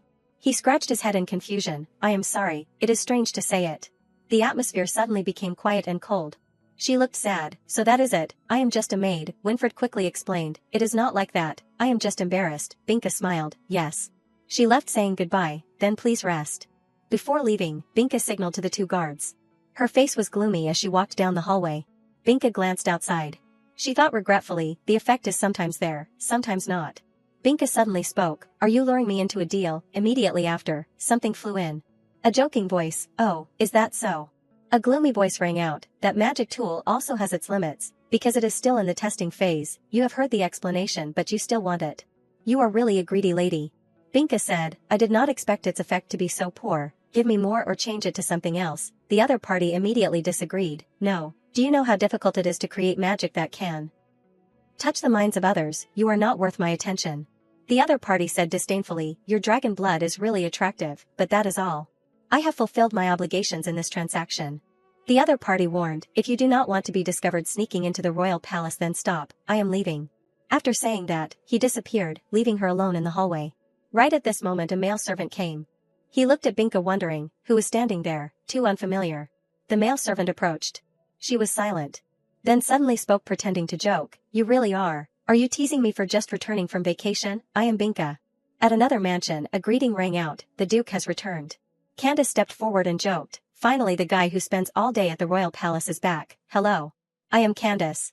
Roderick and Winfred were surprised to see her. Both of them froze because they did not know who she was. He tried to break the awkward atmosphere. "That sounds great." She was embarrassed. "Your Highness, you do not need to agree with me." Ophelia introduced, "This is my friend, Candace." Roderick asked Candace, "When did you arrive?" "I was startled." She explained, "I just arrived, then I happened to hear that the Duke had returned, so I planned to make a joke. If everyone is going to discuss important matters, I will go to the living room." He replied, "No need, His Highness came here to give a gift." Candace was excited. "Oh, a gift, what is it?" Ophelia was just as curious. Winfred pointed at the servant who was carrying the items up and explained, "It is not anything too great, although Elia still can't return now. If I give this, then everyone will probably feel somewhat relieved."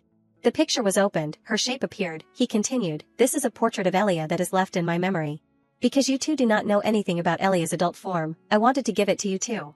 Candace froze wondering, "What is this?" She watched Winfred give it to the Duke and Ophelia. "Please try your best." Candace was confused. "That child is Elia, but how does the prince know what Elia looks like?"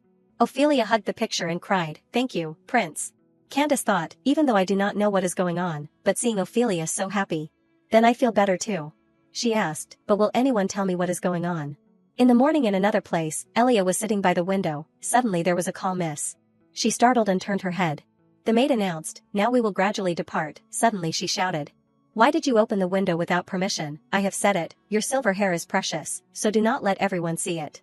The maid closed the window. "Really, you are increasingly disobedient. How is your body doing?" Elia replied, "Completely healed. It is also thanks to taking medicine and sleeping." The maid continued, "That is good, I will give you disguise medicine." She instructed, "The journey ahead is quite long, so do not pass out again. Do you know how tiring it is to take care of a sick person?" Elia held the medicine bottle feeling wronged. "I did not do anything." The call below echoed, "Are you done? Quickly come down here with the miss." The maid shouted down, "Almost done." She reminded, "But please remember this clearly. Your body is not just your own. If anything happens to you, the master will be very sad." After taking the medicine, Elia's hair immediately turned yellow. She spoke, "I know." On the way she thought, "I know, that is why I can't escape. If I hurriedly run away and something happens, then my real father will be very sad." Cloud held out his hand to support Elia. She thought, a changed future, full of mysteries and dangers. There, only the sincere warmth and fleeting moments can support my steps. It was late at night. Elia was bored. When will I finish this road? Where will my freedom be? She just followed Cloud like that. Behind Elia's neck a mark appeared. Morning began. Everyone gradually arrived.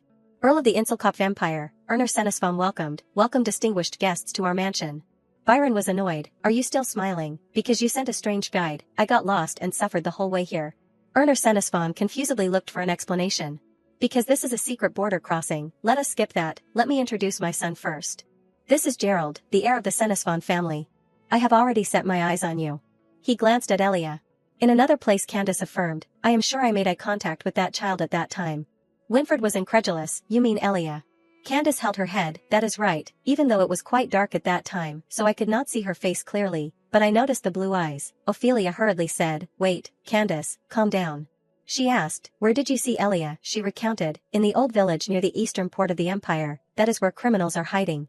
Ophelia with 2 rows of tears, "So Elia has been taken abroad," Roderick calmly speculated, "It seems that is right." He frowned helplessly, "But honey, Elia sent a message not to come looking for her and he did not know what the threat was, but we can't chase them, even if missing this opportunity may be painful for us. Perhaps this is the right decision." She was incredulous. The right decision. Roderick bit his lip helplessly. Ophelia was silent. She was determined. "No, I do not think so. Elia is still very young, no matter what that threat is, we must help her be safe." He proposed, "Then we must investigate first." She said, "How long do you think it will take? No matter how dangerous it is, we must use every trick to approach." Roderick hesitated. "Wife, that." He really was. Right at this moment Candace clapped her hands. Both of them turned to look at her. Candace spoke, "Enough. Are you two still arguing? Elia would not want this. The feelings you two have for Elia are the same, just the direction of thinking is a little different." Ophelia was silent and helpless. She continued, "First you two need to calm down." Both of them hugged each other with hope. "We will definitely find the right answer." Winfred saw how Candace arranged things and exclaimed, "She is planning, let us rearrange our thoughts." He spoke, "I think Byron will be on guard if we chase them and may harm Elia." Ophelia speculated, "There is no one good at magic on Byron's side, it might be feasible if we use magic to follow." Candace suggested, "It seems they used illegal magic scrolls like dark magic tools, maybe it is better to investigate in this direction." Winfred suddenly said loudly, "I have a way to follow. Elia has a magic box. It seems that box does not leave any traces, but the creator can trace it, and the creator is the Duchess." Everyone froze. He did not understand why everyone was suddenly silent. Candace asked Ophelia, "You still have not told the prince?" She was flustered. "I thought His Majesty had already said it. Your Highness, I am sorry for saying this too late." She recounted, "I lost all my mana 3 years ago, I can't call myself a mage anymore." Winfred was surprised. "What, this?" Candace said, "That is right, it is very surprising, but it is true. That is why I, the head of the academy, came here. Because medicine can't determine the cause, I wanted to try to study it." Right at this moment she suddenly realized, "But wait a minute, perhaps I can still trace the box." Everyone's mouths dropped open in surprise. Roderick blurted out, "What are you saying?" She asked him, "Do you remember how to trace magic tools that I explained before?" Roderick replied, "When casting magic, it will leave a characteristic oscillation. Therefore, people will use another type of magic to sense that oscillation." Candace continued, "To be precise, there are 2 types of magic oscillation, natural mana oscillation, which is common to all, and individual unique mana oscillation. And only this oscillation will leave traces. How subtle the ability to hide this oscillation, how well it can be detected, is the measure of a mage's level. That is, no matter how subtly the oscillation is hidden, it will be detected by top mages." He was confused. "So the Duchess does not leave any traces," she explained, "to put it more simply. There is no mage stronger than Ophelia, so detecting the traces is impossible." She spoke, "At that time the prince was still young, so I only explained it briefly." Winfred was surprised. "The strongest mage in the world," Candace asked her, "but how did you say you can trace it? Even though you have lost all your mana, that magic tool still works as before. Is there anyone tracking it besides?" Ophelia replied, "Just need a stronger mage than me." She was incredulous. "In theory that is right," she explained, "now I can't use magic. So there is no need to keep secrets. Moreover, in front of me there is another outstanding mage." Ophelia looked at Candace with full of trust. "Candace, I will pass on all my knowledge to you. Do you want to become the strongest mage on this continent?" In another place at the dining table, Gerald spoke, "I think women should be obedient." Elia sat opposite him silently. She did not understand anything and thought, "What is he saying for no reason? We just met for the first time, and we are having a greeting meal." He smiled and explained, "I am just complimenting that your table manners are very standard, do not you understand?" Elia tried to reply, "Thank you," she thought, "no one compliments like that, I do not want to talk to this person, but there is no reason. I have never met him in the past, so I do not have any information." Seeing that Elia was not focusing, Gerald called, "So, hey, are you listening? I am asking what your name is." He began to guess. "Let me guess, it probably starts with the letter R, right?" She replied, "I do not have a name." Gerald was incredulous. Who does not have a name? If you do not like to say it then just say you do not like to." Elia was silent. "What can I say if I do not have a name to say? Of course my name is Elia, but I in the present do not know that name." "Annoying," he said, "then let me give you a name." "Let us see, because your beautiful hair is pink gold, blonde." Elia became increasingly irritated. She spoke, hey, I just want to live here quietly and then leave, so do not pay attention to me. He smiled, how can I not pay attention to you, we are going to get engaged. Hearing this, Elia was surprised and incredulous, freezing. What? Gerald asked. What do you think is the reason why the adults are eating separately? Of course it is to talk about marriage. A moment later Byron said coldly, no, I do not agree to the engagement.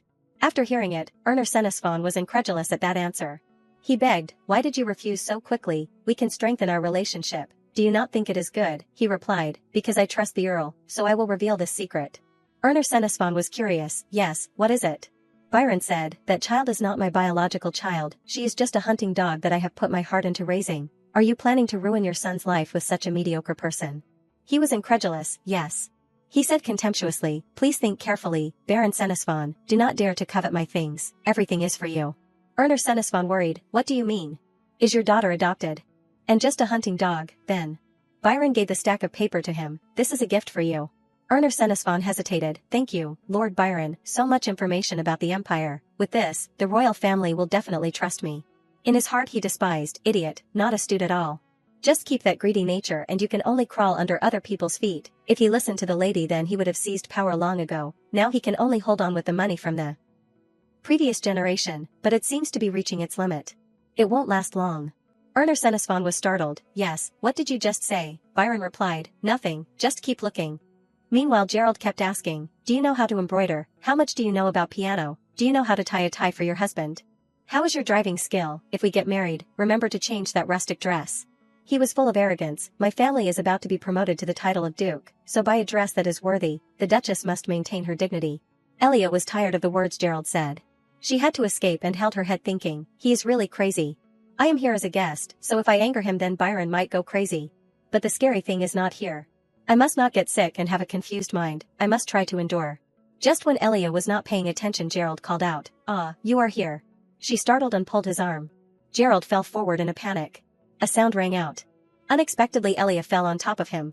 Gerald looked at the person in front of him as if he did not understand what was going on. She was also surprised by her actions. He pushed Elia away and shouted, how dare you? Luckily Cloud managed to hold Gerald's hand in time.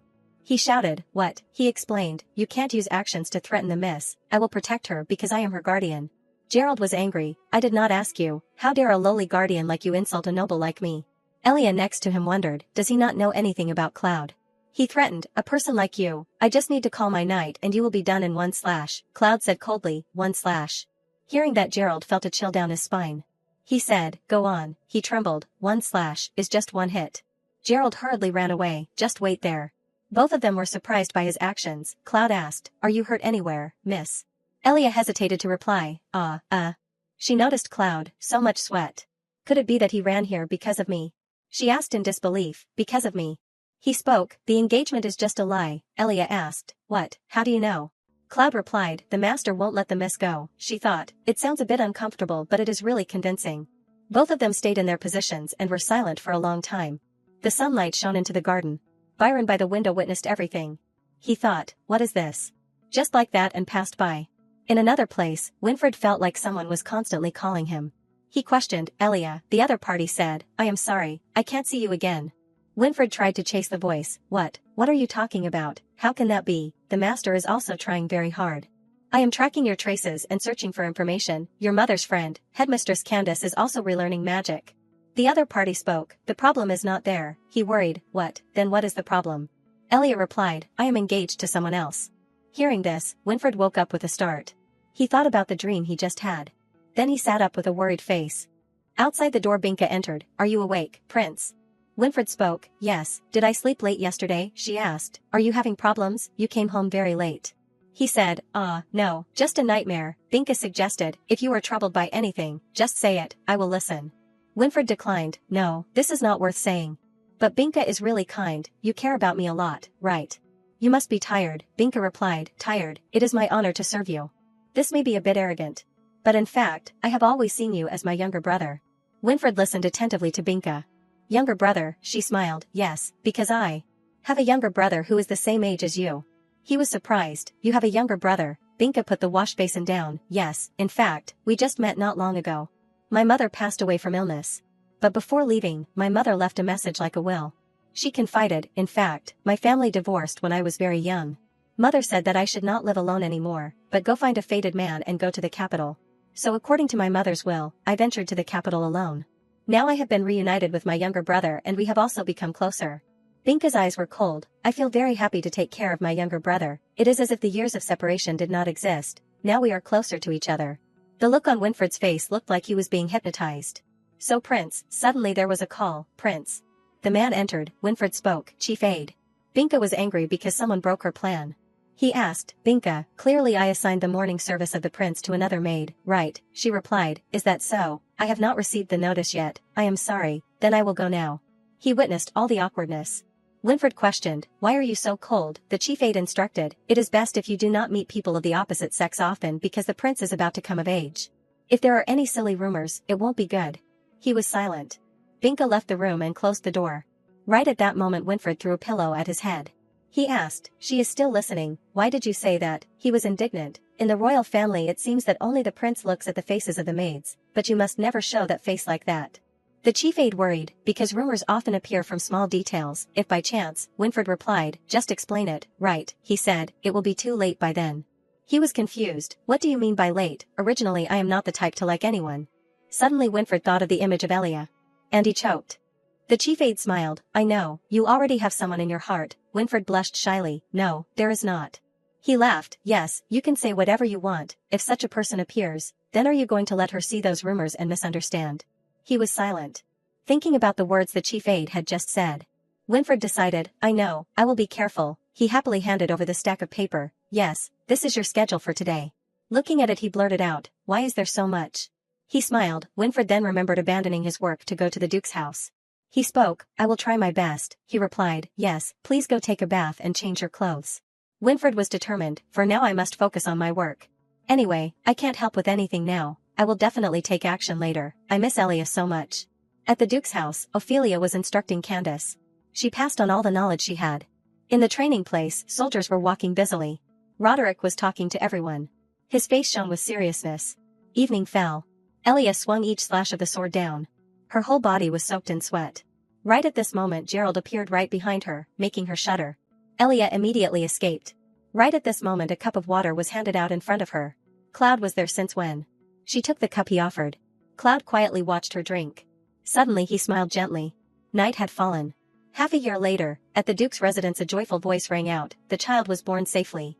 Roderick hurriedly opened the door and rushed in. The midwife handed the baby to him, Duke, here. Looking at the crying baby, she exclaimed, the young master is really handsome. Roderick was silent looking at the baby. He was flustered, wife, you have worked hard, worked hard.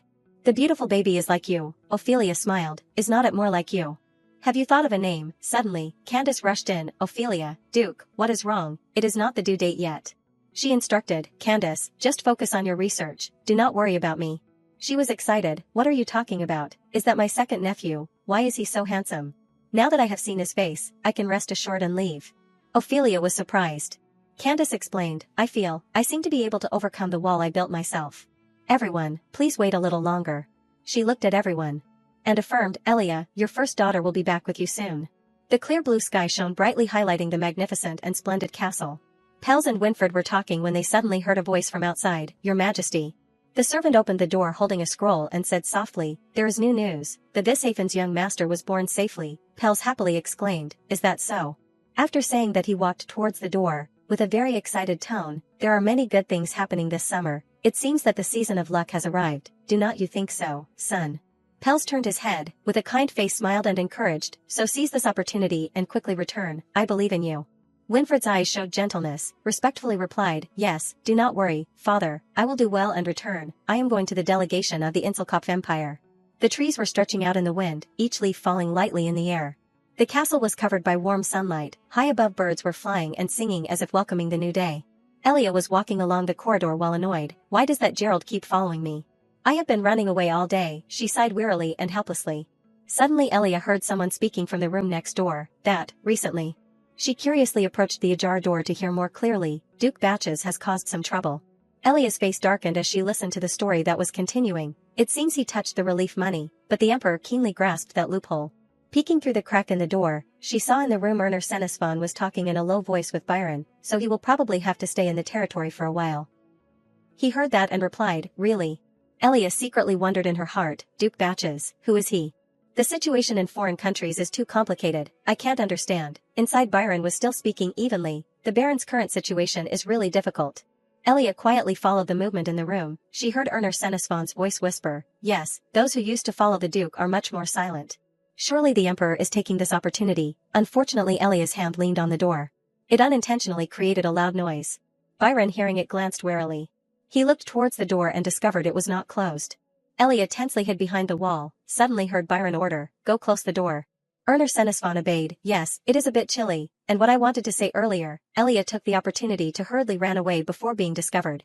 Inside Byron was still continuing to speculate. It seems that the Emperor will appoint his son as the crown prince. Erner Senesfon, as he walked towards the door, tried to soothe him. A person with low blood only got the throne by luck. Just enjoy a few more years, and that position will return to the Duke, the legitimate heir. Is there no way for us to prevent that? Byron quietly weighed in his head. If this Baron also realizes, then it seems things have progressed to the point where it can't be stopped. After thinking, he raised his glass of beer and asked casually, soon it will be the crown prince appointment ceremony of the Inselkopf Empire, right? Erner Senesfon, hearing that, suddenly turned around and shouted loudly, that can't be. In the upcoming event of the summer, that prince will come here with a delegation, so we can't let it go. Byron was drinking beer and stopped hearing that. He seized the key point of the story, that kid will come here. Erner Senesfon appeared knowledgeable. Yes, this year is his coming of age. Suddenly it was like he suddenly thought of something. After considering, Erner Senesfon suggested, that is right, if we assassinate the crown prince. While pouring beer, Byron objected, no, there are too many risk factors.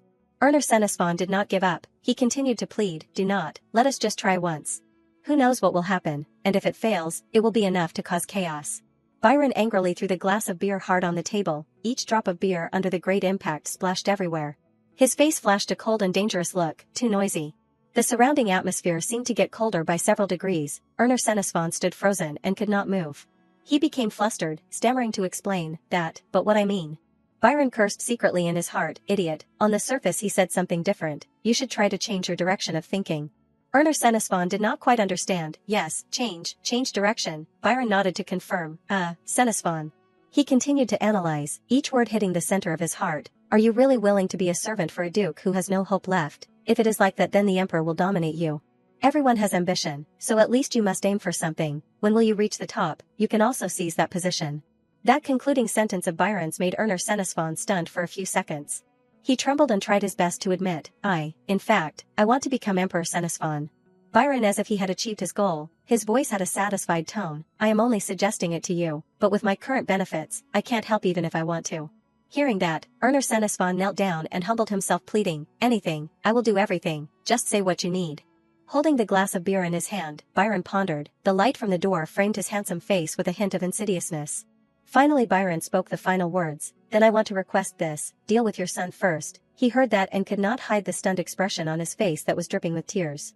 Scene change. Gerald could not believe what he just heard. He frowned and blurted out, what?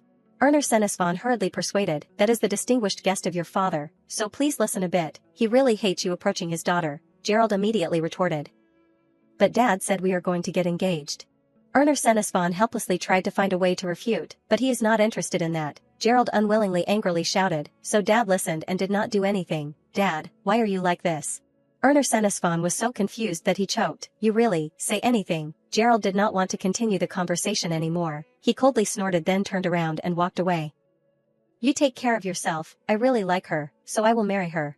He panicked and hurriedly chased after. While running he tried to plead, Gerald, please, Dad will find a more beautiful girl for you, but Gerald did not hear a word. He was extremely determined with his choice. What do you know, Dad? I already said, I only like her. Although he tried to persuade, but could not change him, Erner Senesfon frowned tightly, showing clear tension. Anyway, that girl is not a real daughter. If you get married, then only you will suffer. Gerald, hearing that, suddenly stopped, making him hit his face on his back with a thud. Gerald gently turned around to look at Erner Senesfon. He said seriously, with his eyes gradually falling down, so behind that arrogant appearance she has a lowly identity. Erner Senesfon also hesitantly raised his hand to explain, that, I do not know about this. It seems that is a secret that can't be revealed. Laughing bitterly, Gerald seemed to be trying to suppress the mockery inside. After that he agreed to compromise. Alright, Dad should go to that guest and ask clearly. Erner Senesfon was very surprised by this sudden change. Raising his index finger, Gerald declared imposingly, one day. He decisively made a condition, with very firm and determined eyes, must spend a day with me, before that, then I will still keep the old decision. Dad should pass on to him that this is an agreement. With me, not with Dad. If he wants a man to give up his heart, then he must at least cooperate. Dad is right. Erner Satisfon had no choice but to pass on the word to Byron. Holding a cigarette in his mouth, he waited for a long time then spoke. One day, you should pass on the word that I agree to this agreement. On the other hand, in his heart Byron secretly evaluated. Reckless, more than his father. Scene change, the sky was clear, in the garden, each flower competed to bloom and show its colors. Somewhere a voice was talking, so that is how it is. No one else but Gerald, while observing Elia who was practicing swordsmanship, he complacently said, sooner or later we will become a couple. Elia sighed wearily and said, Gerald was surprised by that attitude. Why are you so obedient this time? Have you finally accepted our relationship? Sheathing the sword into the sheath, Elia glanced coldly. If my father has decided, then there is no way. From now on, I just need to be by your side for a day. Right, she quietly calculated. I just need to keep my promise and quickly resolve it. Suddenly, Gerald raised a finger towards her. No, not today. Then he gently placed a kiss on Elia's forehead and said softly, a rare opportunity like this deserves careful preparation. Let us go to the festival. Hearing that, she exclaimed in surprise. What? As if anticipating Elia's shock, Gerald probed. You have never been to places like that, have you? Then he smiled brightly and explained. On the occasion of the royal event, the festival will be held in the capital. It seems to be a crown prince's inauguration or something. I do not really care, but it seems that royalty from every empire will attend. Elia latched onto the key point. She was secretly bewildered. Royalty. Gerald continued the story. It is the empire's honor, so this festival will be organized incredibly grandly, hanging flags, sweeping, scrubbing, every nook and cranny will be bustling. Elia seemed to be lost in her own thoughts, from morning till night. The image of Winfried appeared in her head, but she could not quite remember what his face looked like. Her eyes widened with pensive expression. She worried and wondered, would he have changed a lot? Suddenly, a voice broke through, pulling Elia back to the present. Blondie. She blankly looked ahead, her eyes still holding the lingering traces of thought. Seeing Gerald staring at her intently, to avoid suspicion, Elia quickly spoke up. Oh, sorry, I was thinking about some things. Okay, so let us go to the festival, I won't forget. He frowned, showing displeasure, inwardly annoyed. What arrogance. But then Gerald had to let it go. Oh well, this will be the last time. Scene change, at the magnificent castle, bustling voices echoed. The final schedule is measuring, the alteration of formal dress also done. The chief steward, holding the list, continued to report. Now just need to check the schedule again to complete. Tomorrow you can go to the Duke's residence to rest. Winfried heard it and happily cheered. Really, all right. He gently turned his head. His face looked extremely handsome with gentle eyes making many people infatuated. I will meet Noah before I go. Looking forward to it. What gift should I give? Winfried raised both hands and smiled cheerfully. While excited, he heard Binka asked, what about dangling decorations? She was using a tape measure to measure Winfried's waist. Children like shiny things. A simple gemstone necklace is enough. It is easy to replace when needed. He thought it sounded reasonable. Winfried turned around and discussed. Chief Steward, what do you think? You gave me advice on the last gift too. The chief steward considered the items on the list again. Let us see. You have already given many gifts, so the artistic decoration that Binka mentioned would be good. Thinking of the exquisitely carved necklace, the pendant was a crescent moon embracing a star in the center. He agreed, there is not much time left, so you can adjust it from the available items. Just having a gemstone that you personally choose will be enough to show your heart. Binka's face showed satisfaction that her suggestion was accepted, while Winfried quietly observed ahead. Then he spoke. Thank you, Chief Steward. Winfried also praised. Originally her idea was very good. Binka heard that and gently replied, Crown Prince, then I will contact the artisan. Winfried paused for a few seconds and hesitated. That, he wondered to himself, how strange. Just a few days ago, the chief steward still felt uncomfortable with Binka, but now, even if Binka served him, he would not mind. And even if her words were somewhat insensitive, he did not remind her. Can a person's attitude change so completely? Lost in thought, Binka's voice pulled Winfried back to reality. Crown Prince. After considering it, he agreed.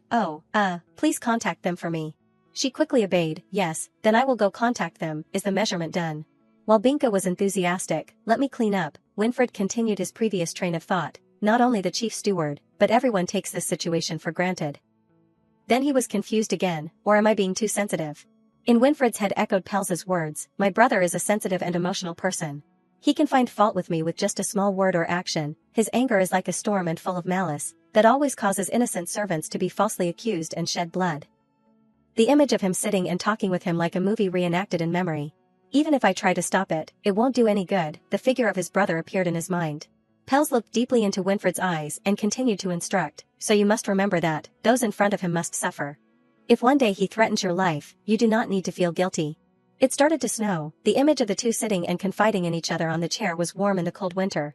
Winfred kept thinking about Pels's words. The fact that father, who always puts family above everything, said those words, surprised me greatly. That means father was extremely disappointed in uncle. And in father's heart also carries a great wound. Remembering the moment, he emotionally welled up with tears, hugging Elia, who was also sobbing. He secretly made a decision in his heart. I must become an outstanding and upright crown prince. I must not become someone like uncle, to become a son that makes father proud. To be able to stand proudly in front of master and Elia, I will not lose kindness and gentleness, and should not hastily reject. Winfred also did not forget to think of the smiling faces of Binka and the servants. At this moment, Binka smiled and said, Crown Prince, I have finished cleaning up everything. Winfred immediately stopped and stood up abruptly. He coldly replied, showing that he knew. Thank you, you can leave now. She was so confused by Winfred's attitude that she could not say anything more. After a few seconds, Binka hesitated and softly asked, did I do something wrong? Faced with Winfred's coldness, she worriedly begged, please tell me, otherwise our relationship will gradually become more distant. I am very afraid that the Crown Prince will hate me. If the things just now were not just my feelings. Saying this, Binka's face drooped with sadness. Winfred quietly stood and looked at himself in the mirror. Space seemed to stop at this moment. Then he spoke, breaking the terrifying silence. Binka, you did not do anything wrong. Winfred turned around and smiled brightly to comfort. It is just that the chief steward told me to be careful with rumors. It seems I did not keep an appropriate distance. In his head, he was trying to say, this is the first time I have encountered this. Binka also felt relieved to some extent. Oh, is that so? Now you are the Crown Prince after all. I only treat you as my younger brother, so I did not think much about it. I am sorry. Raising his hand to brush his shoulder, Winfred wondered inwardly, was not that a casual word, but he still explained further to avoid misunderstanding. No, I am the same way. I should have explained the reason to you earlier. He asked further for reassurance. Anyway, the misunderstanding is resolved, right? Binka politely replied, yes, then I will be more careful in the future. After speaking, Binka went towards the door, not forgetting to instruct, please rest. Winfred raised his hand to wave goodbye. He lowered his hand, but his face still had a pensive expression. Binka stood outside the door, raised her hand to her mouth and pondered, then quietly considered, it should be all right, right? Scene change, Candace sat in front of the table, her serious eyes threatening, quickly give me the information. Hurry up, give me the information. Candace slapped the table repeatedly, urging the shopkeeper. The noise attracted the attention of the surrounding customers, one person curious, who was that girl? The boy sitting next to him seemed used to this. 2 days ago, she suddenly appeared, and demanded information about illegal entry. The person who was observing Candace shouting earlier heard that and exclaimed in surprise, what, why does not anyone stop her? The boy next to him explained, they did, Bunny already stopped her. The boy kept wondering, is not Bunny the captain? Then why is that girl still making a fuss like that? Suddenly, Bunny kicked open the door and yelled towards Candace, who was sitting, sister, I got the information. At this time the boy pointed to the back and replied, she was beaten to a pulp, so she ended up like that. The other person could not believe it and asked again, is that girl with glasses that strong? Crazy? And Candace turned her face towards Bunny, who just arrived. Is there any useful information? He acted mysterious and whispered into Candace's ear, recently there is a sailor who likes to throw money everywhere, heard that he was able to enjoy such a happy life thanks to carrying a wealthy guest. It seems that that guest also has a problem with his other arm. A total of 5 people, that guest, his wife, and 2 daughters. After telling the story, Bunny concluded, maybe they are just nobles running away in the night. Candace sat and pondered. Many predictions arose in her head. If it is the Byron group. Besides that bodyguard, who are the others? Just servants, or just a woman and daughter who happened to meet? But she suspected, but if I think about his obsession and Ophelia. After thinking, Candace frowned and snorted lightly. She excitedly put her arm around Bunny's shoulder and pulled his head down. Really, I have to go find that sailor directly. Bunny, you did a great job, let us go. Bunny broke free from Candace's claws. He took a breath, his face flushed with sweat, embarrassed. Yes, go. Candace excitedly urged, let us go. Bunny chased after behind, shouting, wait for me, sister. The 2 boys who were gossiping earlier now had a blank face and complained, now who is going to worry about announcing in the alley? The sun rose high, emitting harsh rays of light, surrounded by floating clouds. The streets are bustling with people passing by and trading. People are competing to go shopping, some are carrying food to serve customers. Crowds gathered to line up, cheering and discussing. They were curiously observing Winfred's group leisurely riding horses towards them. His outfit is so sparkly, it emits a dazzling light, attracting everyone's attention.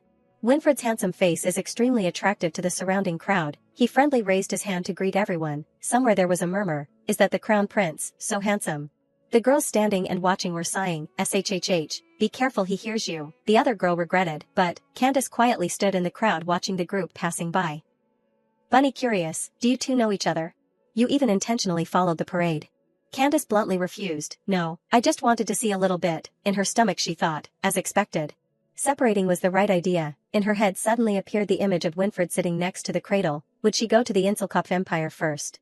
Why did not you say it sooner? If I knew beforehand, I would have let you go with the delegation, Candace patiently explained. Crown Prince, it has been half a year since we met. And you have forgotten, I am not a citizen of this empire. He suddenly realized, that is right. Candace leisurely continued the previous story. We do not know who Byron's spies are. If we do that it will be very noticeable, easy to be in danger. Ophelia suddenly appeared. What about your academy? You have been here longer than vacation days. Candace jokingly teased, now there is a lot of work to do when I go back, or should I just resign? Ophelia opened her mouth in surprise. What? Candace glibly laughed. Just kidding, I already contacted them that I have personal research. You are my friend, this little bit of time is nothing. Ophelia kept worrying, then you should follow me. After saying that, she suddenly pulled Candace forward, causing her to be surprised because she did not have time to prepare. Arriving, Ophelia rummaged through each shelf in the bookshelf. She panicked, it is clearly here. Knowing Candace was not being honest, Ophelia was serious. You do not have to lie for my sake. I will show you something really worth researching. She heard that and startled. What, you still have something else hidden? Ophelia held out a stack of papers instead of an answer. I did not say it because it was not finished yet, making Candace's eyes round with curiosity. A thick book with handwriting all over the paper, that is the time reversal magic. Candace took each page and examined it carefully. This is, Ophelia was sad. After losing mana, I wrote it little by little based on theory. But since Noah came, I have not touched it anymore. You can take it. The hand holding the paper of Candace gradually trembled. She could not believe this decision. How could I receive it, Ophelia? I know clearly with what intention you researched this magic. If you keep it for a few more years, you will definitely succeed. Ophelia gently grabbed Candace's hand, causing her to be stunned, her eyes confused and bewildered. With sincerity and trust, Ophelia looked deeply into Candace's eyes and expressed, but now I have a friend like a miracle, that is even better than magic. Please, help me complete it. Candace blankly fell into contemplation. This is the path I chose, carrying that precious magic. Returning to reality, she smiled and made a decision. I will definitely bring the result back. After thinking, Candace turned and took a step. Let us go. Bunny quickly followed behind. Yes. When he and she left, the crowd continued to watch the parade. A magnificent carriage passed by. Inside the car were Elia and Gerald sitting opposite each other. Beautiful Elia looked around at the scenery, while Gerald frowned looking impatient. Really, why do we have to take a detour? He suddenly changed the subject. But I am sure the tea shop that was booked is a good place. Do not worry, today I will escort you well. Elia did not look enthusiastic at all. She acted indifferently. Okay, thank you. Gerald reluctantly but also tried to smile brightly at her. In his head he was secretly annoyed. Today is the end for her. I will let her know how to serve a husband properly. With this, Gerald quietly reached into his clothes. Elia secretly observed him. She also noticed something. His plan is too obvious. Should I just turn a blind eye? But Elia also thought again. Now if I do not react first then. Suddenly the figure of Winfred riding past accidentally caught her eye. She hurriedly sat up and put her hand on the windowpane to see more clearly. In the distance, the parade was going through the crowd, led by a handsome boy riding a white horse. Elia guessed. That person, could it be? Is it Winfred? She widened her eyes trying to look with anticipation and anxiety.